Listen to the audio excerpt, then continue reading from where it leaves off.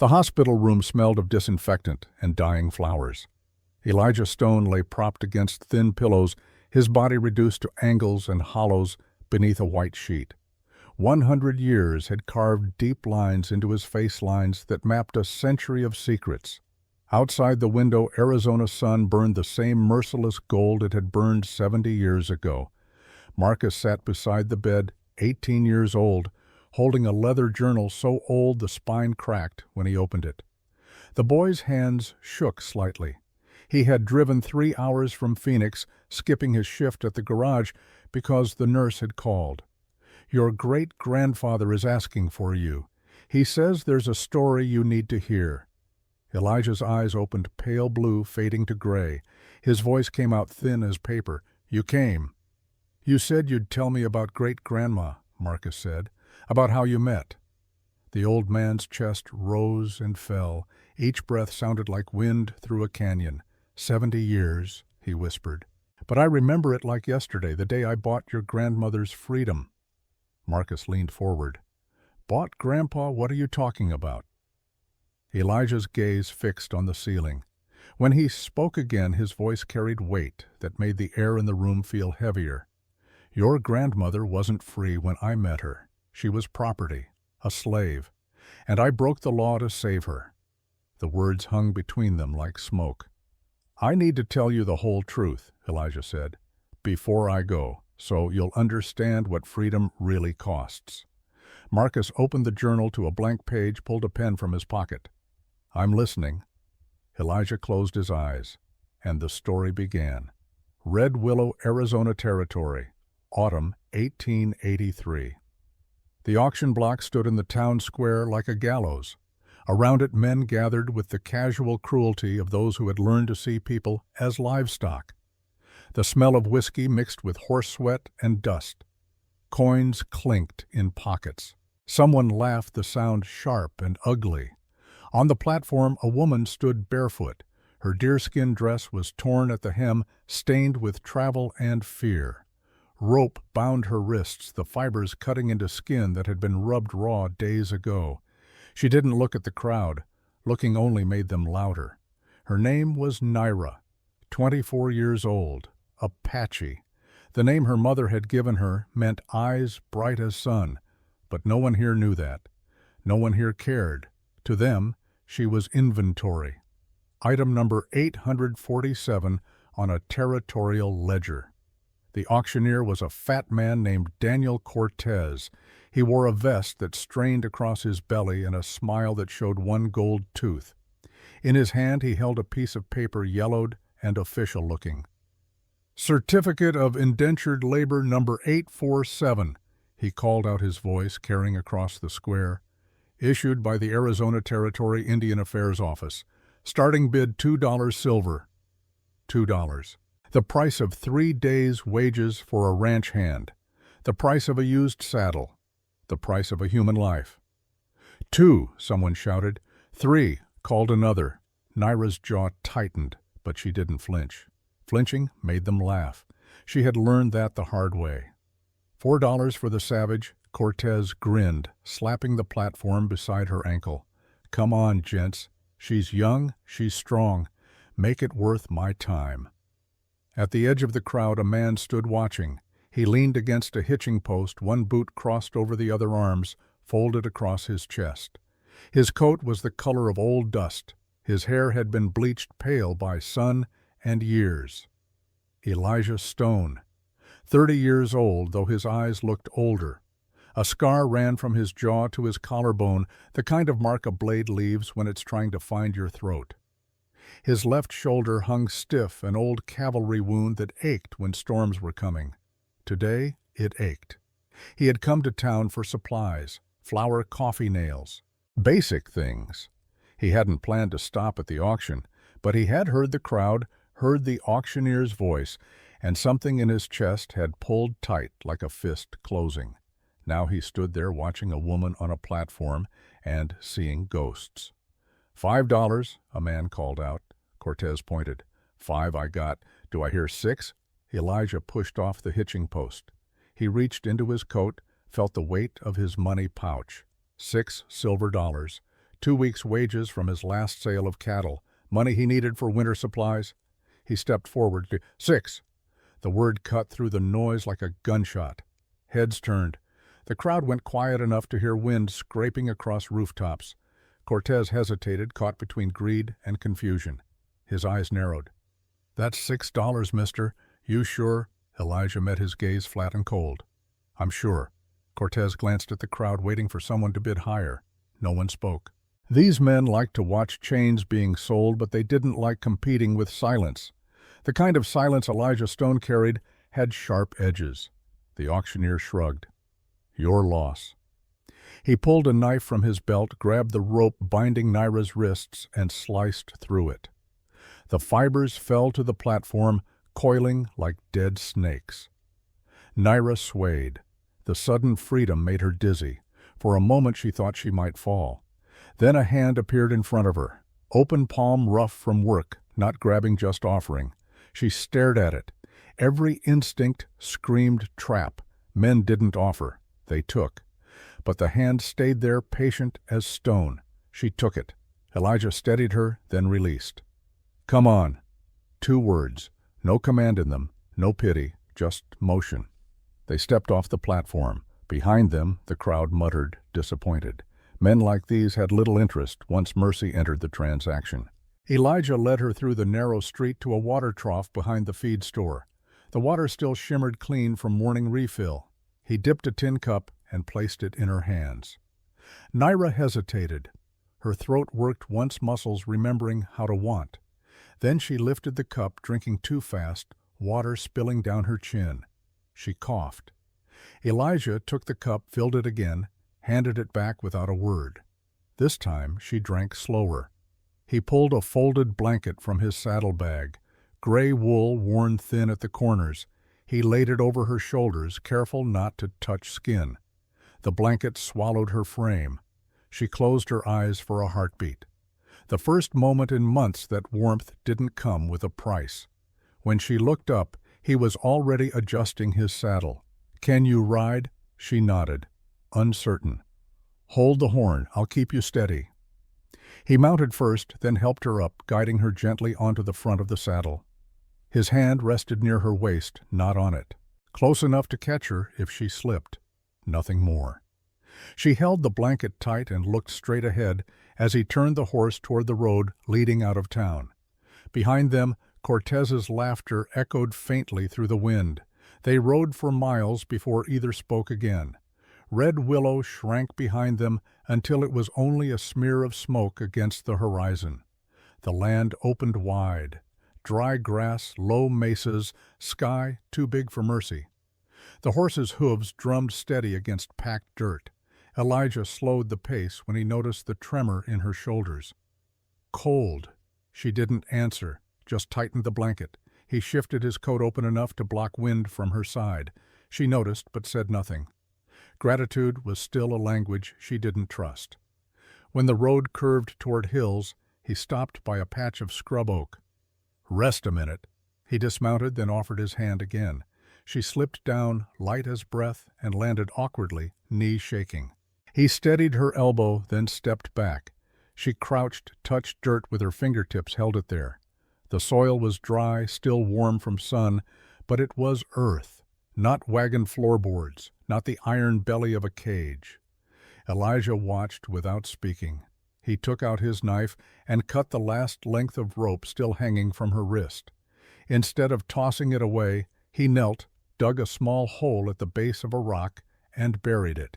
He covered it with dust and patted the ground once like a man sealing a grave. Naira watched him smooth the dirt. He didn't say what it meant. He didn't have to. When he looked up, their eyes met for the first time. Really met. "Eat," he said, handing her a strip of jerky. She took a bite, chewing slow. He ate a smaller piece himself, standing guard without making it obvious. A hawk circled above them, a dark fleck against pale sky. "Your name?" he asked after a while. She hesitated, tasting the English on her tongue like something sharp. "Naira." He nodded. "Elijah Stone." Their names hung between them. The first trade made freely that day. By dusk, the air turned colder. They followed a dry creek bed toward the distant outline of Elijah's ranch. The horizon blazed in copper light.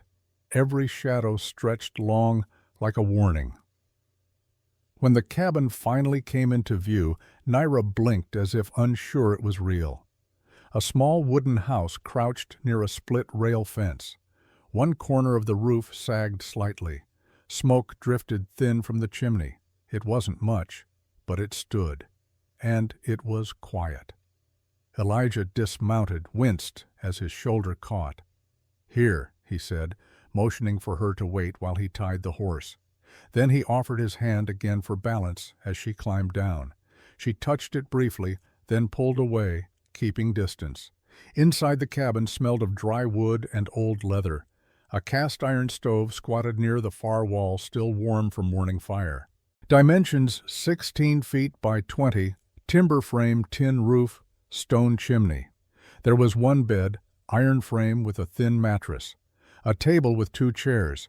Shelves lined with jars. 10 pounds of dried beans, 5 pounds of flour, salt, 2 pounds of coffee. Everything was neat, not polished. The kind of order that belonged to someone who had learned to live alone. Elijah pointed toward the chair nearest the stove. "Sit." She hesitated. He nodded once. She sat slowly, eyes darting to him, waiting for correction. None came. He ladled beans from a pot on the stove into a tin bowl, set it before her, stepped back. Standard cavalry ration, 1/2 pound of beans boiled with salt pork. She stared at it, then at him. He leaned against the counter, arms folded. After a moment, she ate, fast at first, then slower when she realized he wouldn't take it away. When the bowl was empty, he filled it again without asking. Her hands trembled less now. The firelight caught her cheekbones sharp from hunger and the bruises along her neck. Elijah saw but didn't ask. Some stories didn't need telling on the first night. He reached into a trunk near the bed, pulled out a clean cotton shirt, laid it across the blanket. "You can change. I'll check the barn." She waited until the door shut behind him before standing. The blanket slipped to her elbows as she lifted the shirt. It smelled of soap and smoke, soft from years of washing. She slipped it on. The hem fell nearly to her knees. She wrapped the wool blanket around her waist like a skirt. The cabin's stillness pressed against her ears. No shouting, no chains clinking, just the tick of cooling metal and the small crackle of wood. She exhaled for what felt like the first time. Outside, Elijah fed the horse, checked the corral fence, stayed gone longer than needed. Mercy, he had learned, was best given space to breathe. When he returned, she was sitting again, straighter this time, the firelight softening her face. He added another log to the stove. "Fire will hold till morning." Then he spread his coat on the floor near the door, rolling it into a pillow. He pointed toward the bed. "You take that, I'll stay here." Her brow creased. No man had ever offered comfort without a price. She shook her head quickly, clutching the blanket. He didn't argue, just laid down on the floor, back to the wall rifle within reach, one arm resting over his eyes. After a long silence, she whispered, "Why?" His voice came steady, almost lost in the crackle of fire. "Because no one deserves chains." The words hung in the air, heavy and clean. She waited. The silence invited truth. "I wore different chains," he said quietly, "but I know the weight. War. Outside, wind rattled the shutters. Inside, the silence turned into something else. Not fear, not command, but room. Naira lay down on the bed, the quilt rough beneath her fingers. She watched the fire until her eyes blurred. Across the room, Elijah's breathing steadied, slow and even, a rhythm that matched the soft hiss of the stove. It wasn't trust yet, but it was the first night in a long time when neither waited for pain to wake them. In the hospital room, Marcus had stopped writing, his hand cramped from gripping the pen too tight. "Grandpa," he said, voice thick. She stayed. Elijah's eyes remained closed. A thin smile touched his lips. "Not right away." She was afraid. Afraid of me. Afraid of all white men. He paused. breath rattling. But that first night, that was the beginning of something I didn't have a name for yet. Marcus leaned closer. What happened next? The old man's smile faded. Next came the hard part. Because Freedom Boy isn't something you buy once. It's something you fight for, every single day. His hand moved weakly toward Marcus. The boy took it, felt how cold the fingers were. They came for her, Elijah whispered. 3 times they came, and I had to make a choice. Between the law and what was right. Marcus squeezed his great-grandfather's hand. Tell me, I need to know. Outside the window, the Arizona sun began its slow descent toward the horizon. The same sun that had witnessed everything 70 years ago. The same sun that never forgot. And Elijah Stone, 100 years old, with death sitting patient in the corner of the room, continued his story. Elijah's voice grew stronger, as if the telling itself was breathing life back into him. Marcus watched his great-grandfather's face, saw decades fall away as memory took hold. That first morning, Elijah said, I woke before dawn, old habit from the cavalry, your body never forgets. The words carried Marcus back through time. Morning came not with announcement, but with gradual light creeping across floorboards. Elijah opened his eyes to find Naira already awake, sitting upright on the bed, watching the door. Her hand gripped the blanket like a weapon.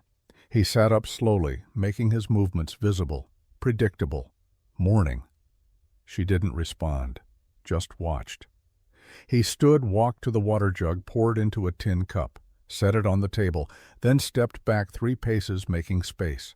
She looked at the cup, at him, at the cup again. Finally rose and crossed the room, moving like someone walking through a river, each step fighting current. She drank standing, never turning her back to him. He busied himself at the stove, added wood, set the coffee pot on the iron top. The smell of brewing grounds filled the small space. Breakfast, he said. Beans again. And coffee. He didn't apologize for plain food. Plain food kept Bones from whispering too loud about hunger. They ate facing the stove. He finished first, but remained seated, letting the quiet turn from awkward to ordinary. When she laid the spoon down, he nodded toward the door. Come outside. She paused, then rose. The cabin's threshold was a small country to cross. Outside, the morning air bit at her feet through the thin wool socks. She flinched. Elijah noticed. He disappeared inside, returned with a pair of thicker socks, the kind that had outlived 3 winters and still had 1 more left in them. For now, he said. She looked at them like a puzzle, then slid them on. The wool pricked her skin. Her toes curled into heat that felt like permission. They stood in the yard. The land spread out in all directions. Yellow grass bowed by wind, the corral leaning with age but standing. Naira drew a breath so deep it surprised her. The air tasted of iron and juniper. She turned her face toward the light, then knelt and pressed her palm to the soil. Not a prayer anyone would recognize, only a touch that said the earth still remembered her. Elijah pointed with his chin toward the barn. We start there. He didn't list rules, didn't say what she owed. He showed her where the feed was kept, how to scatter grain for the hens. 12 Rhode Island red chickens, each one named, though he'd never admit it. How to check the water trough for ice in winter, algae in summer. She watched his hands, not his mouth. When he lifted a log and his shoulder seized, she caught the flinch he tried to hide. Old wound, he said, as if that explained everything and nothing. She nodded. The nod wasn't pity. It was a marker on the map they were drawing between them. He handed her a small hatchet. Duluth make 3.5-pound head, hickory handle. Split that one. He meant a short log set upright on a stump. He stood close enough to correct a mistake, far enough to let the mistake happen without shame. Her first swing glanced off, bit the stump. She reset the log, moved her feet, planted them like he had, brought the blade down. The wood opened with a sharp report that seemed too loud for morning. She straightened. Something small in her shoulders lifted. Good, he said. Didn't smile until she looked away. They worked in that rhythm. Show, attempt, adjust. Until sweat warmed her under the shirt and the frost burned off the fence rails. She learned the weight of the hammer, the patience of wire, the way nails find the straight edge if your hand is steady.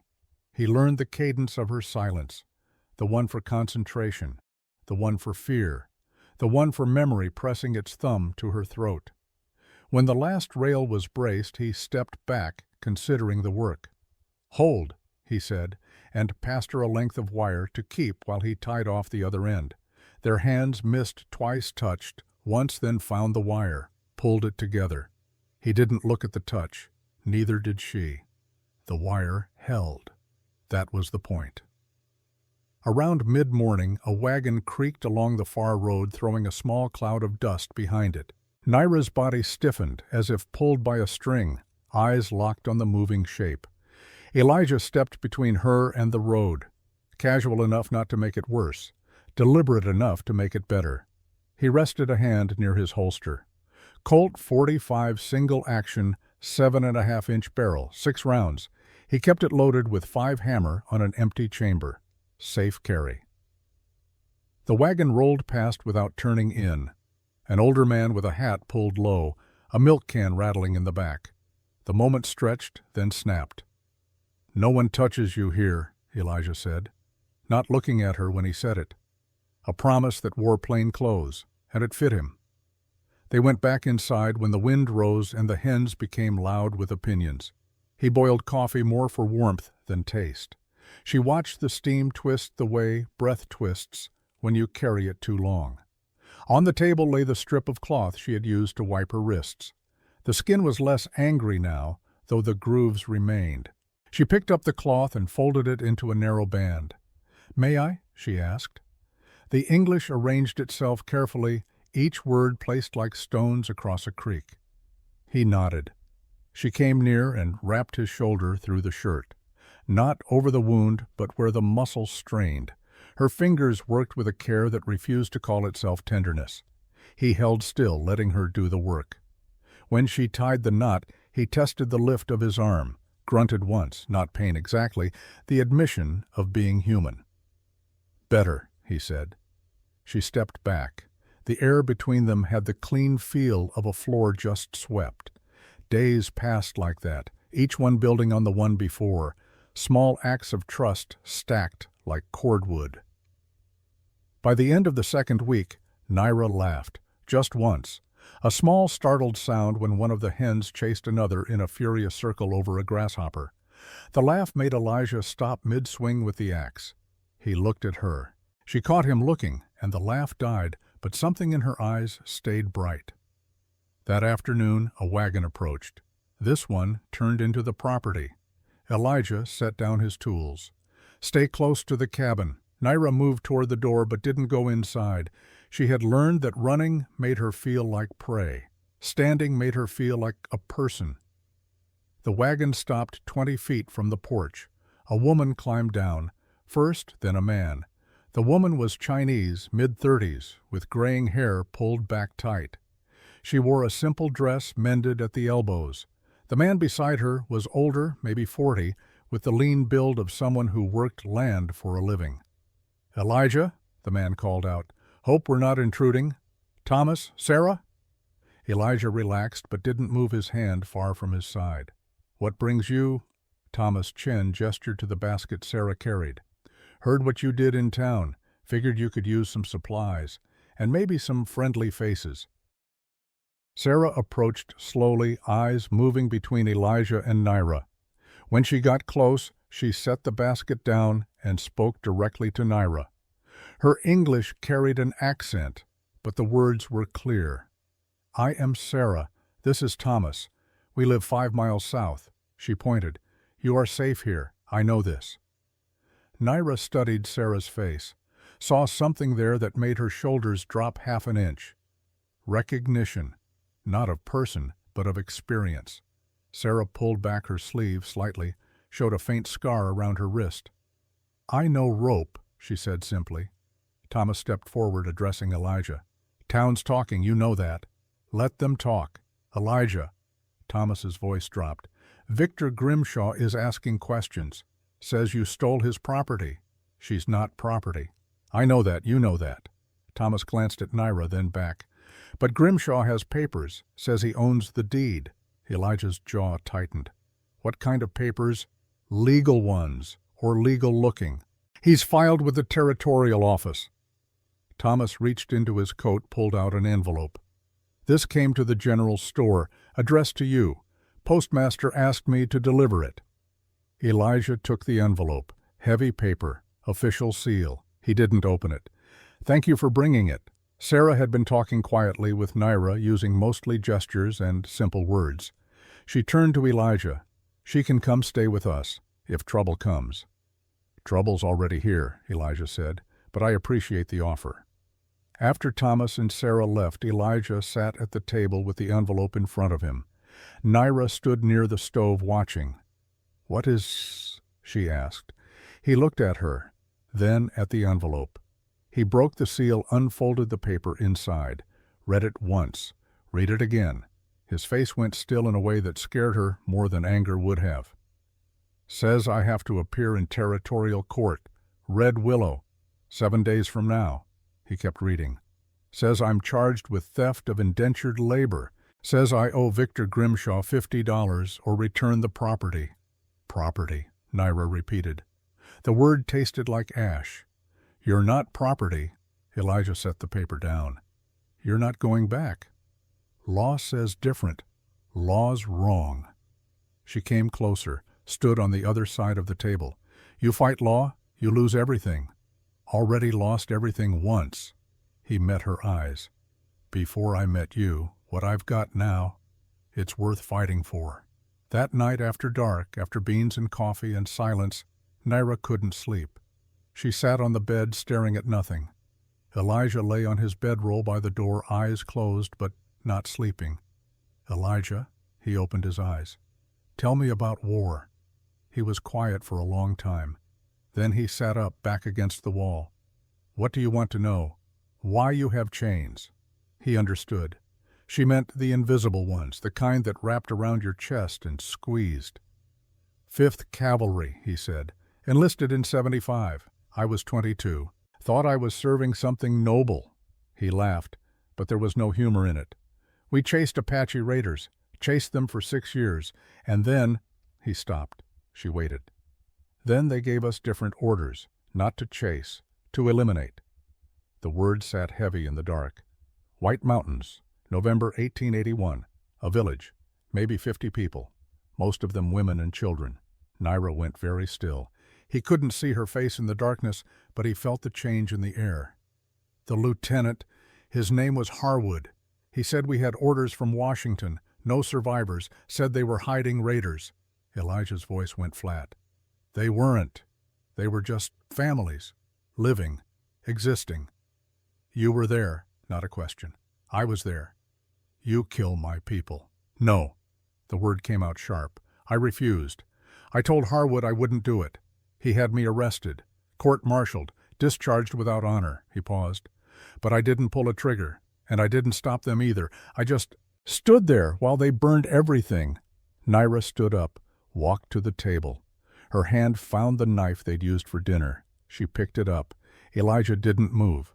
She came closer. The knife trembled in her hand. You watch my family die. I don't know if it was your family, but yes, I watched families die. Why, you know, tell me. Because I'm a coward. His voice cracked. I watched them die. I did nothing, and I've lived with that shame every day since. The knife stayed in her hand. Minutes passed. The fire popped. Wind moved against the cabin walls. Finally, Naira spoke. You refuse order. You lose everything. Rank, honor, home. Yes. That not coward, that different kind of brave. She set the knife down. You choose right thing, even when it cost everything. Doesn't change what happened. No. She moved back toward the bed. But it changed why you buy me, not charity. Debt. Yes, a debt I can never repay. She lay down, pulled the blanket up. You save one. You no save all, but you save one. Her voice came quieter now. That's something. Elijah sat in the dark, listening to her breathing even out. Sleep came for her slowly. For him, not at all. In the hospital room, Marcus had tears running down his face. "She forgave you," he whispered. Elijah's eyes stayed closed. "She understood. That's different from forgiveness. But it was enough. What happened in 7 days when you had to go to court?" The old man's hand tightened on Marcus's. "Court never happened, because 6 days later they came for her, not with papers, with guns." Marcus leaned forward. "Who? Grimshaw's men. 5 of them." Elijah's breathing became labored. "And that night, I had to choose. Between the law I swore to uphold when I was young and stupid, and the only thing that mattered." "What did you choose?" Elijah opened his eyes. They were bright, fierce, despite the century weighing on them. "I chose her. I chose freedom. And I chose to fight." The sun outside had moved lower.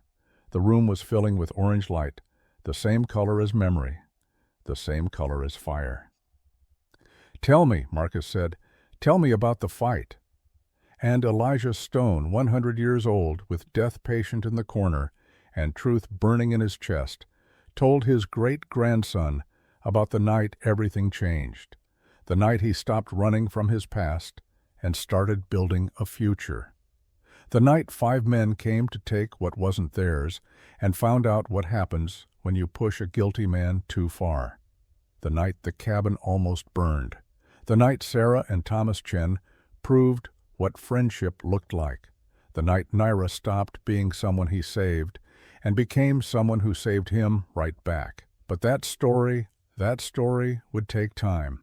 And time was something Elijah Stone had very little of left. "Rest first, Grandpa," Marcus said, seeing how the telling had drained him. "I'm not going anywhere." Elijah nodded, closed his eyes. But his hand stayed wrapped around Marcus's, holding on. Because the story wasn't finished, not yet.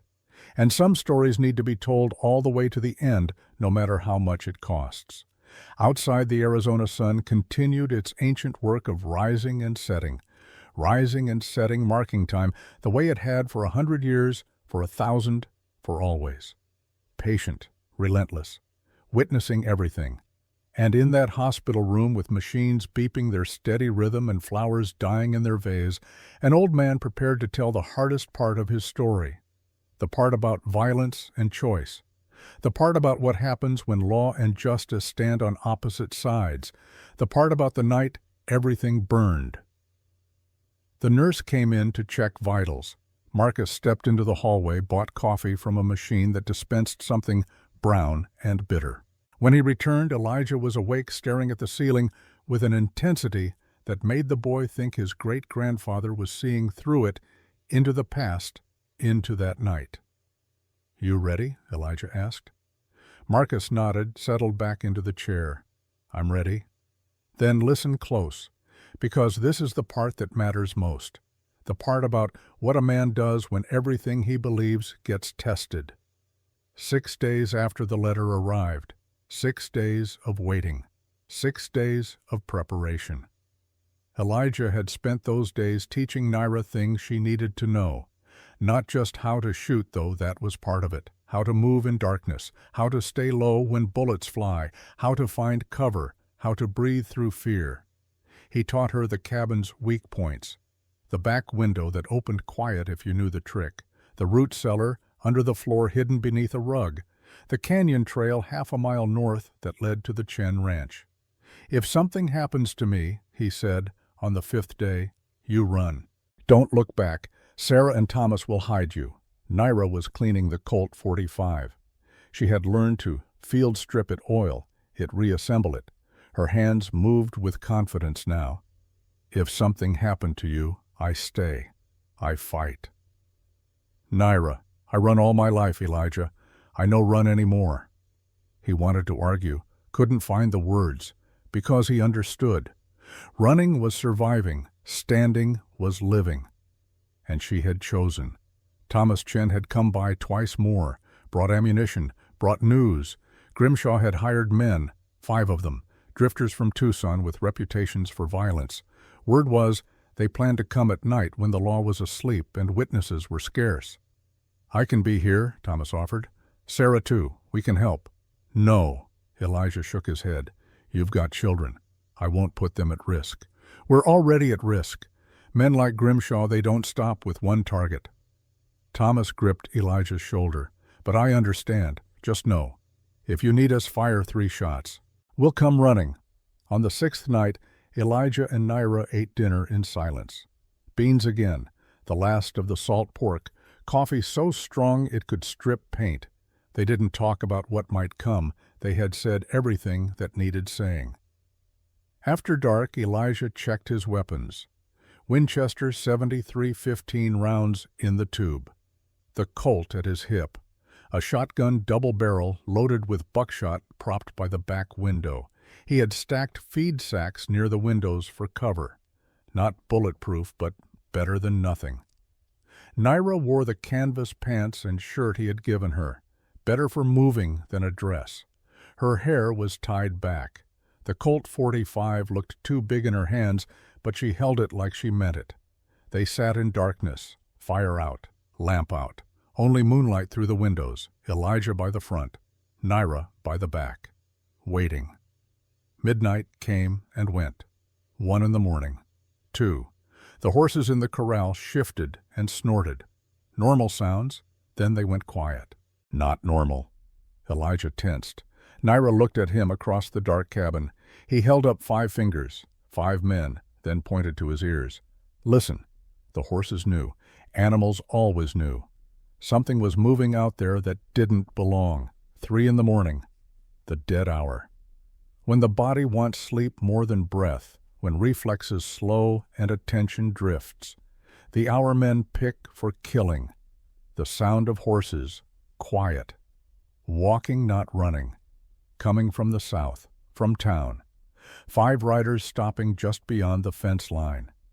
Elijah moved to the window, peered through a crack in the shutters, saw shapes in moonlight. 5 men dismounting. One of them held a torch not lit yet. Another carried rope. A third had a shotgun cradled casual in his arms. Not lawmen. The law didn't come at 3 in the morning with rope and torches. A voice called out, loud, practiced. Stone, we know you're in there. Federal warrant for your arrest. Come out peaceable. Elijah recognized the voice, not Grimshaw. Not the marshal, one of Grimshaw's ranch hands, a man named Cutter, known for bar fights and meanness. Federal warrant, Elijah muttered. They think I'm stupid. He moved to the door but didn't open it, raised his voice to Carrie. Show me the warrant. Slide it under the door. Laughter outside. Don't work that way, Stone. You come out, we'll show you all the paper you want. I don't think you've got paper. I think you've got rope and bad intentions. The laughter died. Last chance. Send the squaw out. Walk away. No one gets hurt. Elijah looked across the cabin at Naira. Even in darkness he could see her face. Set. Determined. She shook her head once. Definite. He turned back to the door. Not happening. Your funeral. The first shot came through the front window. Glass exploded inward. The bullet buried itself in the back wall 6 inches from where Naira crouched. She didn't flinch. Just raised the Colt, aimed at the muzzle flash outside, fired back. The roar in the confined space was deafening. A man screamed. Not a death scream. Pain. She had hit something. Good, Elijah said. Then the world became thunder. 5 men opened fire. Not aimed, just volume. Trying to fill the cabin with lead and fear. Bullets punched through wood. Shattered what glass remained. Kicked up splinters. The feed sacks absorbed some rounds. Others went clean through. Elijah dropped below the window, waited for the volley to pause. Men had to reload. In that pause he rose, shouldered the Winchester, picked his target, a shape moving toward the corral. Squeezed. The rifle kicked. The shape dropped. Another pause. Another opportunity. He worked the lever, fired again. Missed. The man dove behind a water trough. From the back window, Naira fired twice. Steady. Controlled. The way he had taught her. He heard a grunt, a curse. She was hitting them. Can't get a clean shot, one of the attackers yelled. Burn them out, another answered. Elijah's blood went cold. The torch. He had forgotten the torch. He moved to the side window, the one facing south, saw a man running toward the cabin torch, blazing, now arm cocked back to throw. Elijah aimed, led the target, fired. The man spun, dropped the torch. It landed in dirt, harmless. But the man wasn't dead, just wounded. He crawled back toward the fence, leaving a dark trail. "How many rounds?" Elijah called to Naira. 3 left. He had 7 in the Winchester, 2 shells in the shotgun, 5 in the Colt. Not enough if they rushed together. Another volley. These men had ammunition to spare. Grimshaw's money buying bullets. They didn't need to be accurate, just loud, just persistent, just patient. A bullet caught Elijah's left thigh, not a clean through and through. It gouged a channel shallow but bleeding. He gasped, dropped below the window, pressed his hand to it. Warm blood between fingers. "Elijah," Naira's voice carried fear for the first time. "I'm good." "Stay down." But he wasn't good. The wound wasn't fatal, but it was sapping strength with every heartbeat. He tied his bandana around it, pulled tight with his teeth. The bleeding slowed. Didn't stop. Outside, the men were regrouping. He could hear them talking, arguing. "We signed up for an easy job cutter, not a war." "Grimshaw's paying $50 each. You want to walk away from $50? Not worth dying for." "Then don't die. Wait them out. They can't have much ammunition left. When they're dry, we walk in and take her." Silence. Then agreement. The most dangerous kind of enemy. The patient kind. Elijah checked his pocket watch. 3:30. Dawn at 6. If they could hold until dawn, until people on the roads could see smoke and hear gunfire, these men would retreat. Lynching required darkness and secrecy. Daylight made witnesses. 2.5 hours. Might as well be 2.5 years. He reloaded the Winchester from his ammunition box. 14 rounds left total, counted them twice. 14 rounds to hold off 5 men for 2.5 hours. The mathematics of desperation. 4 o'clock came. 4:30. The men outside fired sporadically now, conserving ammunition too, or trying to draw return fire, make Elijah and Naira waste bullets. He didn't bite, just watched, waited. At 4:45 he smelled smoke, not gun smoke, wood smoke, old smoke, the wrong kind of smoke. He looked up. Through gaps in the roof boards he saw orange glow. They had climbed up, quiet as shadows, set fire to the shingles. Patient, smart, evil. "Naira, fire, roof." She looked up, saw it spreading. The dry timber catching fast. Within minutes the ceiling would drop. Within 10 minutes the whole structure would be engulfed. "We go out or we burn," she said. Elijah's mind raced. Out the front they faced guns. Out the back, same. The root cellar would buy minutes, but then they would suffocate or cook. The canyon trail was too far. They would be cut down in open ground. No good options, only degrees of bad. "We go out the back, fast, stay low, make for the corral. Horses give us cover." He grabbed the shotgun. "I go first. Draw their fire. You follow 3 seconds after. Understood?" "No, we go together." "Naira, together." Her eyes locked on his.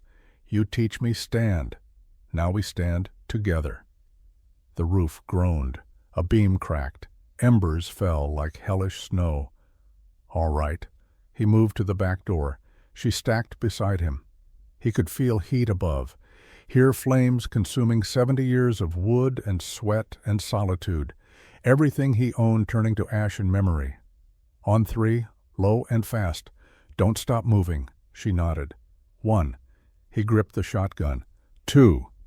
She thumbed back the hammer on the Colt. 3. He kicked the door open. The night air hit like cold water. He dove left, rolled, came up with the shotgun leveled, saw a shape fired. The blast lit the darkness. The shape flew backward. Naira came through behind him, rolled right. A muzzle flash.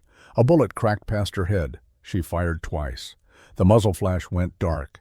They scrambled toward the corral. Behind them, the cabin roared. Flames reached through the roof, punching holes in the night. Light everywhere now. Too much light. Nowhere to hide. Elijah reached the fence, dragged himself behind a post. His leg screamed. The bandana was soaked through. Naira slid in beside him, breathing hard, unhurt. 3 left, she said, meaning 3 rounds.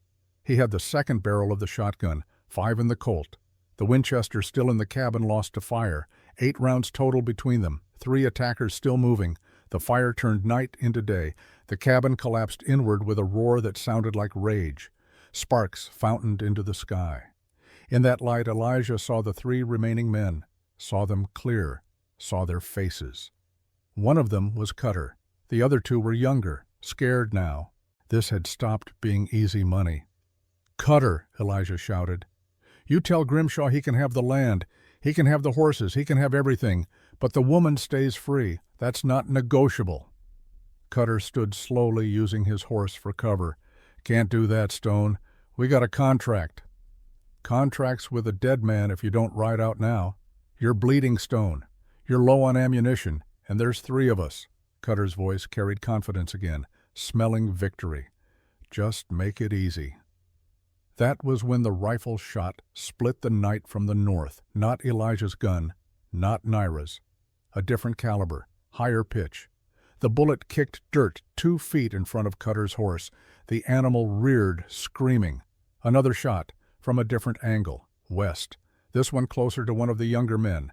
He dove flat. A third shot. East, Elijah understood. Triangulation, 3 shooters. Surrounding the attackers, Thomas Chen's voice carried across the distance. "Next one takes your horse, Cutter. One after that takes your leg. One after that we stop being polite." Sarah's voice from another direction, accented but clear. "We see everything. We tell everyone. You want to hang, keep fighting." A third voice, unfamiliar. "Federal marshal's been notified. Should be here by dawn. You boys want to explain corpses to him." Cutter looked around, counted odds. 3 against 5 had become 3 against 8. With witnesses, with the law coming. The mathematics had shifted. "This isn't over," he shouted. But he was already moving toward his horse. The 2 younger men didn't wait for permission. They ran. Wounded men forgotten, money forgotten, just gone disappearing into darkness faster than they had come. Elijah sagged against the fence post. The adrenaline draining left nothing but pain and exhaustion. Naira caught him before he fell. "Elijah, stay." "Staying," he managed. "Just need a minute." Thomas emerged from the darkness, rifle in hand. Sarah behind him. A third figure, tall and lean, wearing a badge. Marshal Robert Dalton.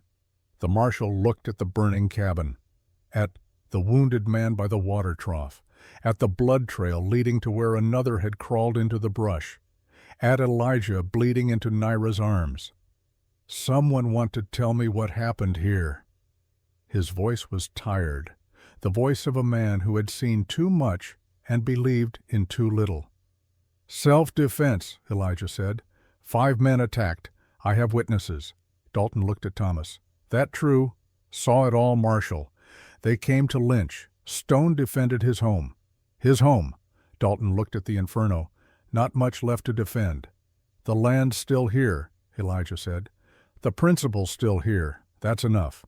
Dalton sighed, pulled a folded paper from his coat. "Came out here to serve you this. Figured I'd do it proper, not at 3 in the morning with guns." He held it out.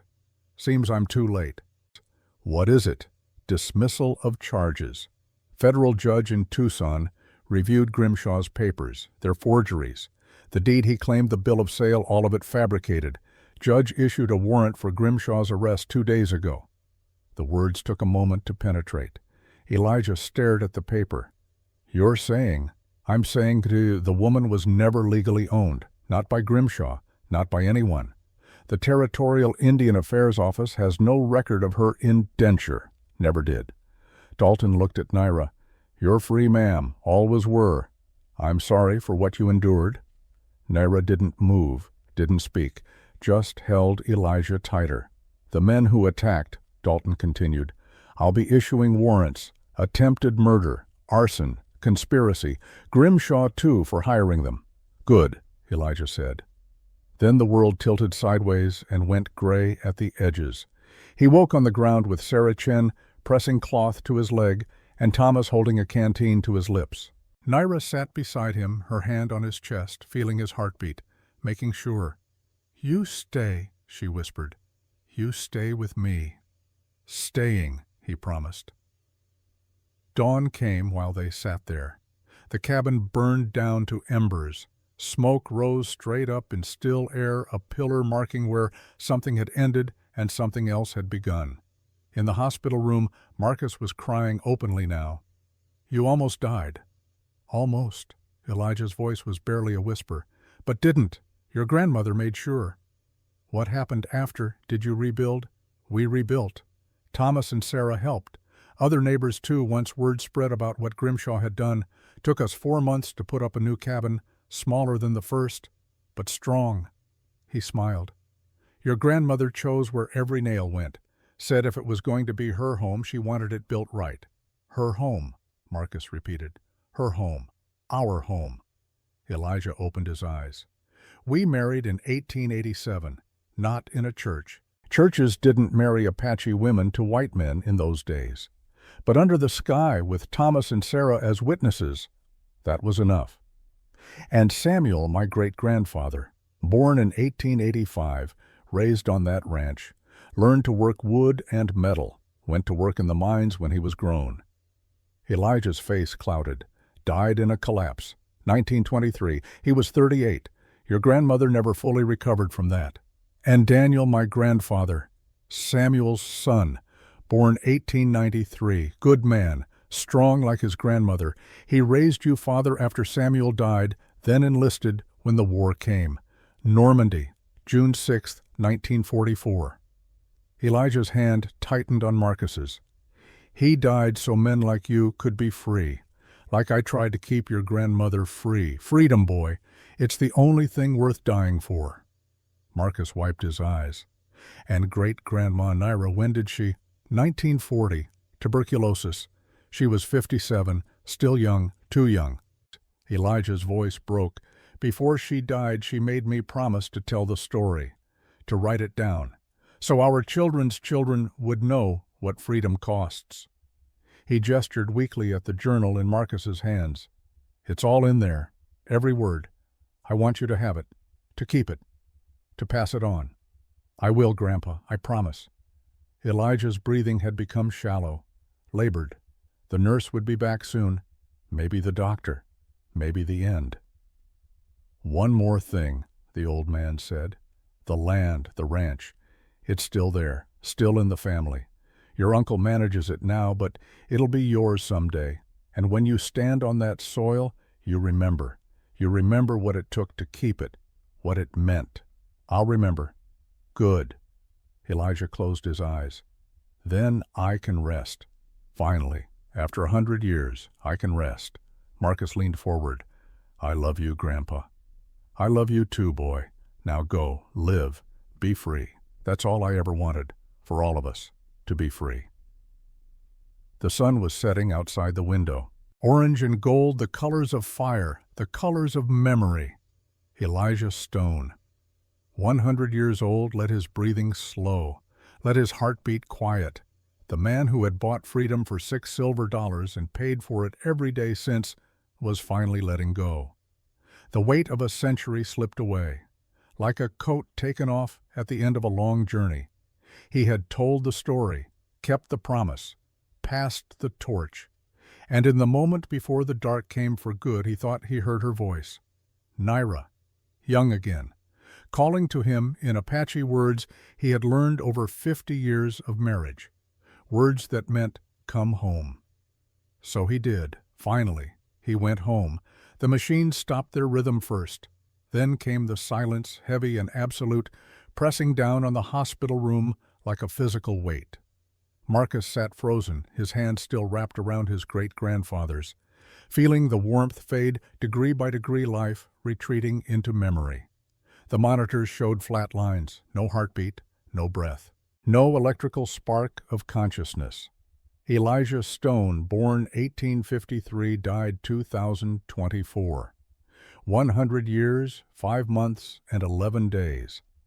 A century of breathing, of remembering, of carrying weight that most men would have collapsed under. Marcus couldn't move, couldn't speak. The journal lay open on his lap. Pages yellowed with age, ink faded, but still legible. 100 years of secrets committed to paper in careful, measured handwriting.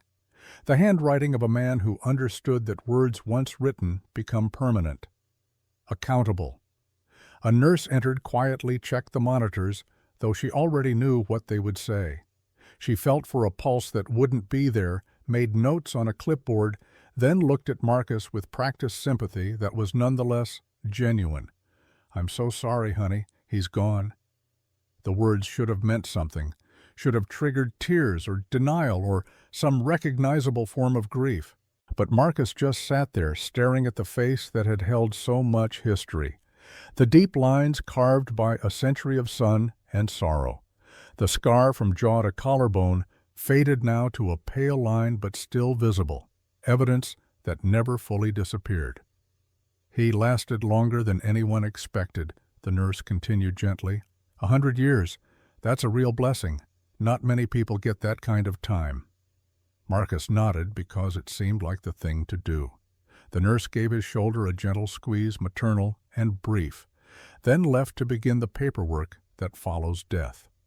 The administrative machinery that reduces a life to forms and signatures and decisions about what to do with the body.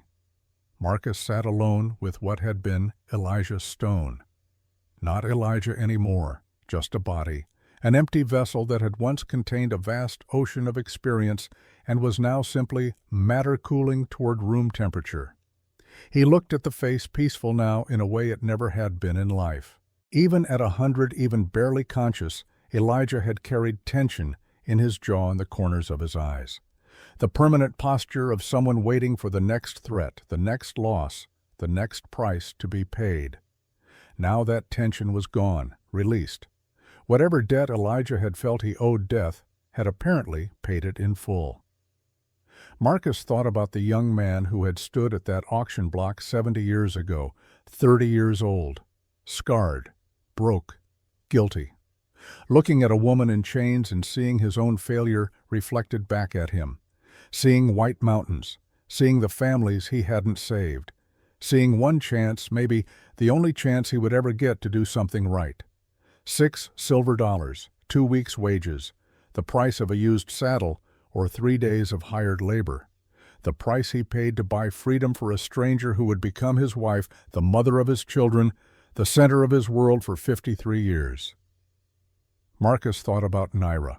Born 1859, died 1940, 81 years, 53 of them spent with Elijah, the woman whose name meant bright as sun, who had survived the massacre at White Mountains, who had been sold and resold like livestock, who had stood on that platform with rope cutting into her wrists and made the choice not to flinch, not to give her tormentors the satisfaction of seeing her break, who had impossibly forgiven the man who had been there when her family died, who had seen past his uniform to the person underneath, who had understood that refusing an order, losing everything, living with shame for decades, these things were their own kind of courage. He thought about Samuel, born 1885, died 1923 in a mine collapse, 38 years old, Elijah and Naira's only child, though they had tried for more. A son who had inherited his mother's quiet strength and his father's sense of justice, who had worked himself to death in copper mines to provide for his family, who had left behind a wife and a 10-year-old son named Daniel Stone. Born 1893, died June 6, 1944, on a beach in Normandy, 51 years old. Marcus's grandfather, though they had never met. Daniel had died 2 months before Robert was born, jumping on a grenade to save 5 men in his unit. The medal came with a flag and a letter from the president. The family got a grave in France and a hole that never quite filled in. And now Marcus, 18 years old, sitting in a hospital room with a dead man and a journal, and a weight of expectation he hadn't asked for but couldn't refuse. The blood that ran through his veins was Apache and white slave and soldier, victim and savior, all of it mixed together over 4 generations into something new, something that carried all those histories without being defined by any single one of them. His phone rang, shattering the heavy silence. "Uncle Robert." Marcus answered, his voice coming out rougher than expected. "Marcus," the hospital called. "Is it true?" "Yeah." Marcus had to clear his throat. "He's gone. Passed about 10 minutes ago." A long exhale on the other end. Uncle Robert, 63 years old, tough as weathered leather, trying to process the impossible fact that his grandfather, the man who had seemed eternal, was actually mortal after all. 100 years, Robert said finally. Hell of a run. Yeah. You were with him at the end. I was with him. He told me everything, Uncle Robert. The whole story. About how he met great-grandma, about the auction, about White Mountains, about the night the cabin burned, all of it. Silence on the line. Marcus could hear breathing careful and controlled. Then, he never told me that story. Not the whole thing. I'd ask him about great-grandma, about how they met, and he'd give me pieces. Little bits. Said she'd been mistreated. Said he bought her freedom. Said there was trouble after, but they survived. A pause. Never mentioned he was at White Mountains. Never said he almost died in that fire. He was ashamed, Marcus said. Even though he refused the order, even though he tried to stop it, even though he lost everything because he wouldn't participate. He still felt like he didn't do enough. Carried that his whole life. Jesus, Robert's voice was thick now. 100 years of that. 100 years of carrying guilt for something he tried to stop. He said great-grandma forgave him. That's what mattered. She would have. Bev, she was like that. Robert cleared his throat, pulling himself together. Listen, we need to handle arrangements. Funeral. Family notifications. Can you stay in town a few days? I can stay as long as you need. They talked logistics. The funeral home. The cemetery plot next to Naira that had been waiting 14 years. The obituary. Who to call, who to invite, what to say about a life that had spanned 3 centuries, if you counted the one he was born in, the one he lived most of in, and the one he died in. When Marcus hung up, the room felt even quieter. He stood slowly, his legs stiff from sitting so long, walked to the window, and looked out at Arizona stretching away in all directions. November afternoon sun painting everything gold and orange, the colors of autumn, of ending, of fire. He turned back to the bed, to Elijah. He crossed the room, leaned down, kissed that cold forehead. "Thank you," he whispered, "for trusting me with this. I won't let you down." Then he picked up the journal, held it against his chest like a shield, and walked out of that hospital room carrying a story and a promise and a responsibility that would shape the rest of his life. 3 days later, Marcus stood in a cemetery outside Red Willow, watching Elijah Stone's coffin lower into Arizona earth. 3 days later, Marcus stood in a cemetery outside Red Willow, watching Elijah Stone's coffin lower into Arizona earth. The sky was the same impossible blue it had been in 1883. The wind carried the same dust. The land remembered, even if most people had forgotten. The cemetery was old, established 1876, when Red Willow was still more dream than town. Gravestones leaned at angles weathered by decades of wind and sun. Some names were still legible. Others had been scoured away by time, leaving only the knowledge that someone had been buried there, someone who had mattered to someone else, even if the details were lost. There were maybe 30 people at the funeral. Not a lot for a man who had lived 100 years, but Elijah had outlived most of the people who had known him. His friends, his neighbors, even his enemies, all of them dust decades ago. Uncle Robert stood at the front, with his family, Marcus beside him. A handful of distant cousins whose connection to Elijah was genealogical more than personal. A few old-timers from town who remembered Elijah from back when could mean the 1960s or 70s, still decades after the events that had defined him.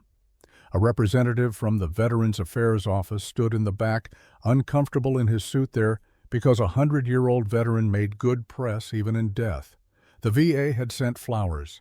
A flag would be presented to the family, ceremonies and symbols that meant something to someone, though Marcus wasn't sure who. The preacher was young, maybe 30, which meant he had never met Elijah, never heard his voice, never felt that weight of quiet judgment when Elijah looked at you and seemed to see straight through to your spine. He said words about long life and faithful service and eternal rest. Generic words that could have applied to anyone, pulled from the standard funeral script with maybe a few details swapped in. 100 years of living reduced to 15 minutes of platitudes. Marcus barely heard it. He was looking at the grave being dug beside where the coffin would rest. At the headstone already there waiting 70 years for this moment. Naira Stone, born 1859, died 1940. The dates carved in granite. Below them, one line of text. She taught us what freedom means. Elijah had chosen those words himself back in 1940 when the world was at war and he was 87 years old and suddenly alone after 53 years of partnership. Those words were what he wanted people to remember about her. Not that she had been Apache, not that she had been a slave, not even that she had been his wife. That she had taught them about freedom, the real kind, the kind that costs everything and demands more. Elijah's headstone would match hers, same granite, same simple design. His would read, "He paid the price." Robert had ordered it 3 days ago using words from the journal from one of the entries Elijah had written in 1925 after Samuel died. "I paid the price for her freedom with $6, but the real price, the one that keeps getting paid, is measured in choice. Every day choosing to stand when sitting would be easier. Every day choosing to protect when abandoning would be safer. That price never stops coming due. And I'd pay it again, 1,000 times, 10,000. The coffin settled into the earth. The preacher said the final words, ashes to ashes, dust to dust, the great equalizer finally claiming its due. People came to Marcus one by one after, shook his hand, hugged him, said sorry for your loss and he was a good man and let me know if you need anything. The things people say when death makes them uncomfortable and they want permission to leave. Most of them drifted away quickly back to lives that would continue without pause or acknowledgement that someone extraordinary had just been subtracted from the world. Uncle Robert stayed. He stood beside Marcus as the cemetery workers began filling in the grave, shoveling Arizona dirt onto the coffin with rhythmic efficiency. The sound of it hitting wood was hollow and final. "Walk with me," Robert said when the hole was half filled. They left the cemetery, walked down a dirt road that curved through scrub and rock. November air was cool but not cold. Good weather for thinking, for processing. Neither spoke for several minutes, just walked boots crunching on packed earth vultures circling lazy overhead. Finally, Robert said, "Your great-grandfather never told me the whole story. Told me pieces over the years, little bits here and there. Said great-grandma Naira had been mistreated before he met her. Said he bought her freedom and there was trouble after, but they survived it together." He kicked at a rock. Never mentioned the auction. Never said he was at White Mountains. Never told me about the fire or almost dying or any of it. He was ashamed. Marcus repeated what he had said on the phone. Even after 100 years, even after great-grandma forgave him, he couldn't forgive himself. That sounds like him. Robert smiled sad and fond. He was a hard man to know, quiet. Kept things locked up so tight you'd think he'd swallowed the key. But underneath all that silence, underneath all that guilt, he was good. The kind of good that most people don't even try for because it costs too much. They walked further. The road became a trail narrower, less maintained. The trail led to a gate, wood posts, and wire fence weathered gray by decades of sun but still standing. Beyond it, land stretched out in rolling hills covered in yellow grass and scattered juniper. A ranch house sat in the distance, modern construction, probably built in the 1950s or 60s, but positioned on foundations that were much older. "This is it," Robert said, stopping at the gate. "Stone Ranch, 320 acres. Used to be bigger. 800 acres when Grandpa Elijah first homesteaded it in 1883. But pieces got sold off over the years. Hard times, bad harvests, medical bills, estate taxes. The usual things that shrink family land. He opened the gate, gestured Marcus through. But this core piece, these 320 acres, this is what he and Great-Grandma built everything on. Marcus stepped through onto stone land. His land, in a way, though he'd never thought of it like that before. Blood claim. Inheritance measured in soil and struggle. Where was the first cabin? He asked. The one that burned, Robert pointed north up a gentle rise. Top of that slope. Foundation's still there if you know where to look. Come on. They climbed the slope, Robert moving with the easy confidence of someone who had walked this ground his entire life. Marcus followed, breathing hard by the time they reached the top. Not much of a hill, but his city lungs weren't used to elevation or exertion. At the crest, barely visible under decades of overgrowth and erosion, Marcus saw it. Stones arranged in a rough rectangle. Fragments of charred wood, blackened by fire that had burned 141 years ago but somehow hadn't fully decayed. The ghost of a building, the scar of a night when everything almost ended. Robert knelt, brushed dirt and grass away from one section of stone. Foundation. Grandpa Elijah built this himself, cut the stones from the canyon 3 miles east, hauled them here on a wagon he built from scrap. Took him 4 months just to get the foundation level. Marcus knelt beside him, touched the stones. They were still here, still solid, still bearing witness. After it burned, Robert continued, after that night when Grimshaw's men tried to kill them, they rebuilt.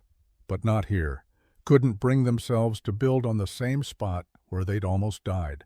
So they moved it 30 yards south, closer to the spring. He pointed. That second cabin stood until 1955. I was 5 years old when it finally came down, too old and damaged to save. We replaced it with the current house. Do you remember Great-Grandma Naira? Marcus asked. Robert smiled, the lines around his eyes deepening. Little bit. I was 14 when she died in 1940. Old enough to remember, not old enough to really know her. He sat back on his heels. She was quiet, like Grandpa Elijah, but different kind of quiet. His quiet was holding things in, keeping pain and guilt locked behind walls. Her quiet was more like stillness, like she'd learned how to be absolutely present in each moment because she knew how fast moments could be taken away. He pulled up a blade of grass, twisted it between his fingers. She used to give me hard candy, peppermints, and she'd speak to me in Apache sometimes. I didn't understand a word, but I loved the sound of it. Musical, rhythmic, like the language itself was telling a story even when the words were just about checking on the chickens or commenting on the weather. Did Grandpa Elijah understand Apache? Some. He learned over the years. Said it was important learning her language. Said too much had already been taken from her people. He wasn't going to let her language die if he could help it. Robert stood, brushed dirt from his jeans. They spoke it together sometimes. Private conversations I wasn't meant to understand. Looking back, I think it was how they maintained space that was just theirs. In a house that got pretty crowded sometimes with family and ranch hands and neighbors, they had this language that belonged only to them. They sat on the old foundation stones. The sun moved across the sky, tracking west, the way it had for billions of years, indifferent to human drama. Marcus opened the journal, found a passage he'd marked, read it aloud. June 7th, 1923. Samuel is dead. Cave in at the mine. They brought his body home yesterday. Naira hasn't spoken since. Just sits by the window looking at the mountains. I don't know how to help her. I don't know how to help myself. We survived so much. Slavery, fire, men with guns and worse intentions. We survived all of that just to lose our son to rock and darkness and bad luck. What was the point? What did all that surviving buy us if it ends like this? Marcus's voice cracked. He cleared his throat, kept reading. Naira spoke today. First words in a week. She said, Samuel had 38 years, more than my mother, more than my brothers, more than most of my people. He had a good life because we fought for it. That's the point. Then she went back to the window. But I think she's right. I think that's all we can do. Fight for whatever years we get. Make them good years. Leave something behind that matters. Samuel mattered. His son Daniel matters. The fight matters. That has to be enough. Robert was crying, now 63 years old, and, weathered by decades of sun and labor, crying like a child. "My father," he said, voice thick. "Daniel. He died 2 months before I was born. Normandy. June 6, 1944. 21 years after Samuel." Grandma Naira got the telegram about Daniel's death on June 7th, exactly 21 years to the day after Samuel died. She lasted another month after that, then the tuberculosis just took her. Like she'd been holding on until she knew Daniel was gone, and then there was no reason to keep fighting. Marcus closed the journal carefully. Grandpa Elijah lived 53 more years after she died. 53 years alone. Well, not completely alone. He had family around. But alone in the way that matters. The person who knew him, really knew him, was gone. Robert wiped his eyes. "You want to know something? For 53 years, every single day, Grandpa Elijah walked up here to this foundation. Every day. Morning usually before the sun got too hot.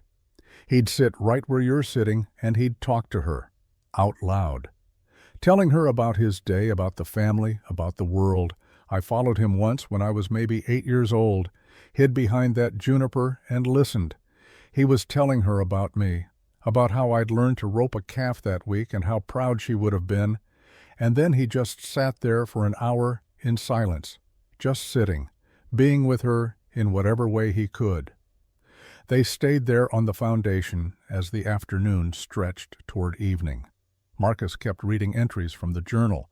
Robert listened sometimes, commenting, sometimes just crying.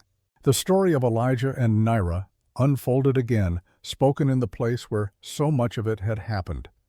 When Marcus reached the final entry, dated 2 weeks before Elijah's death, his voice was barely a whisper. "I'm 100 years old.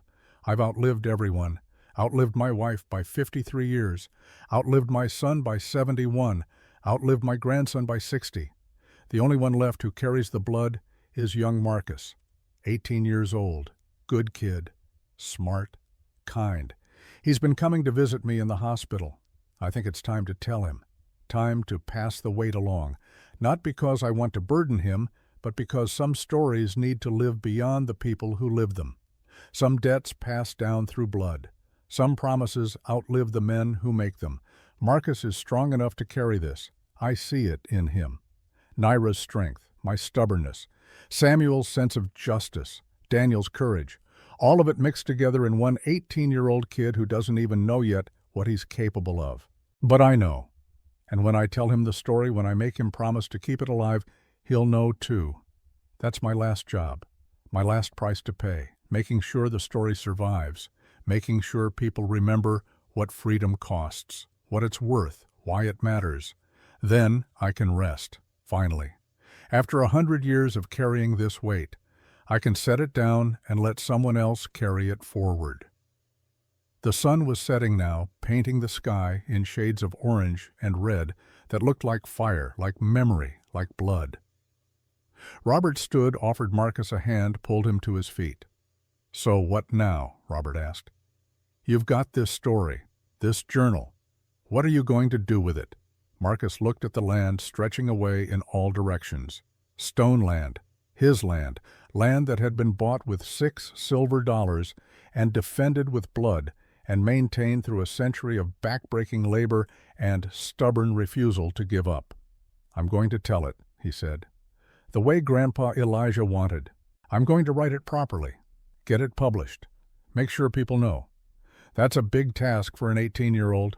I know, but he trusted me with it, and I made a promise." Marcus touched the journal. "Besides, this isn't just our family story. It's bigger than that. It's about what happens when you choose right over easy, when you choose mercy over revenge, when you choose to see people as human no matter what the law says they are. That story needs telling, especially now." Robert nodded slowly. "You're right, and you know what I'll help. I've got stories too. Things Grandpa told me over the years, details that might not be in that journal. We'll do it together. Make sure we get it right." They walked back down the slope as darkness gathered.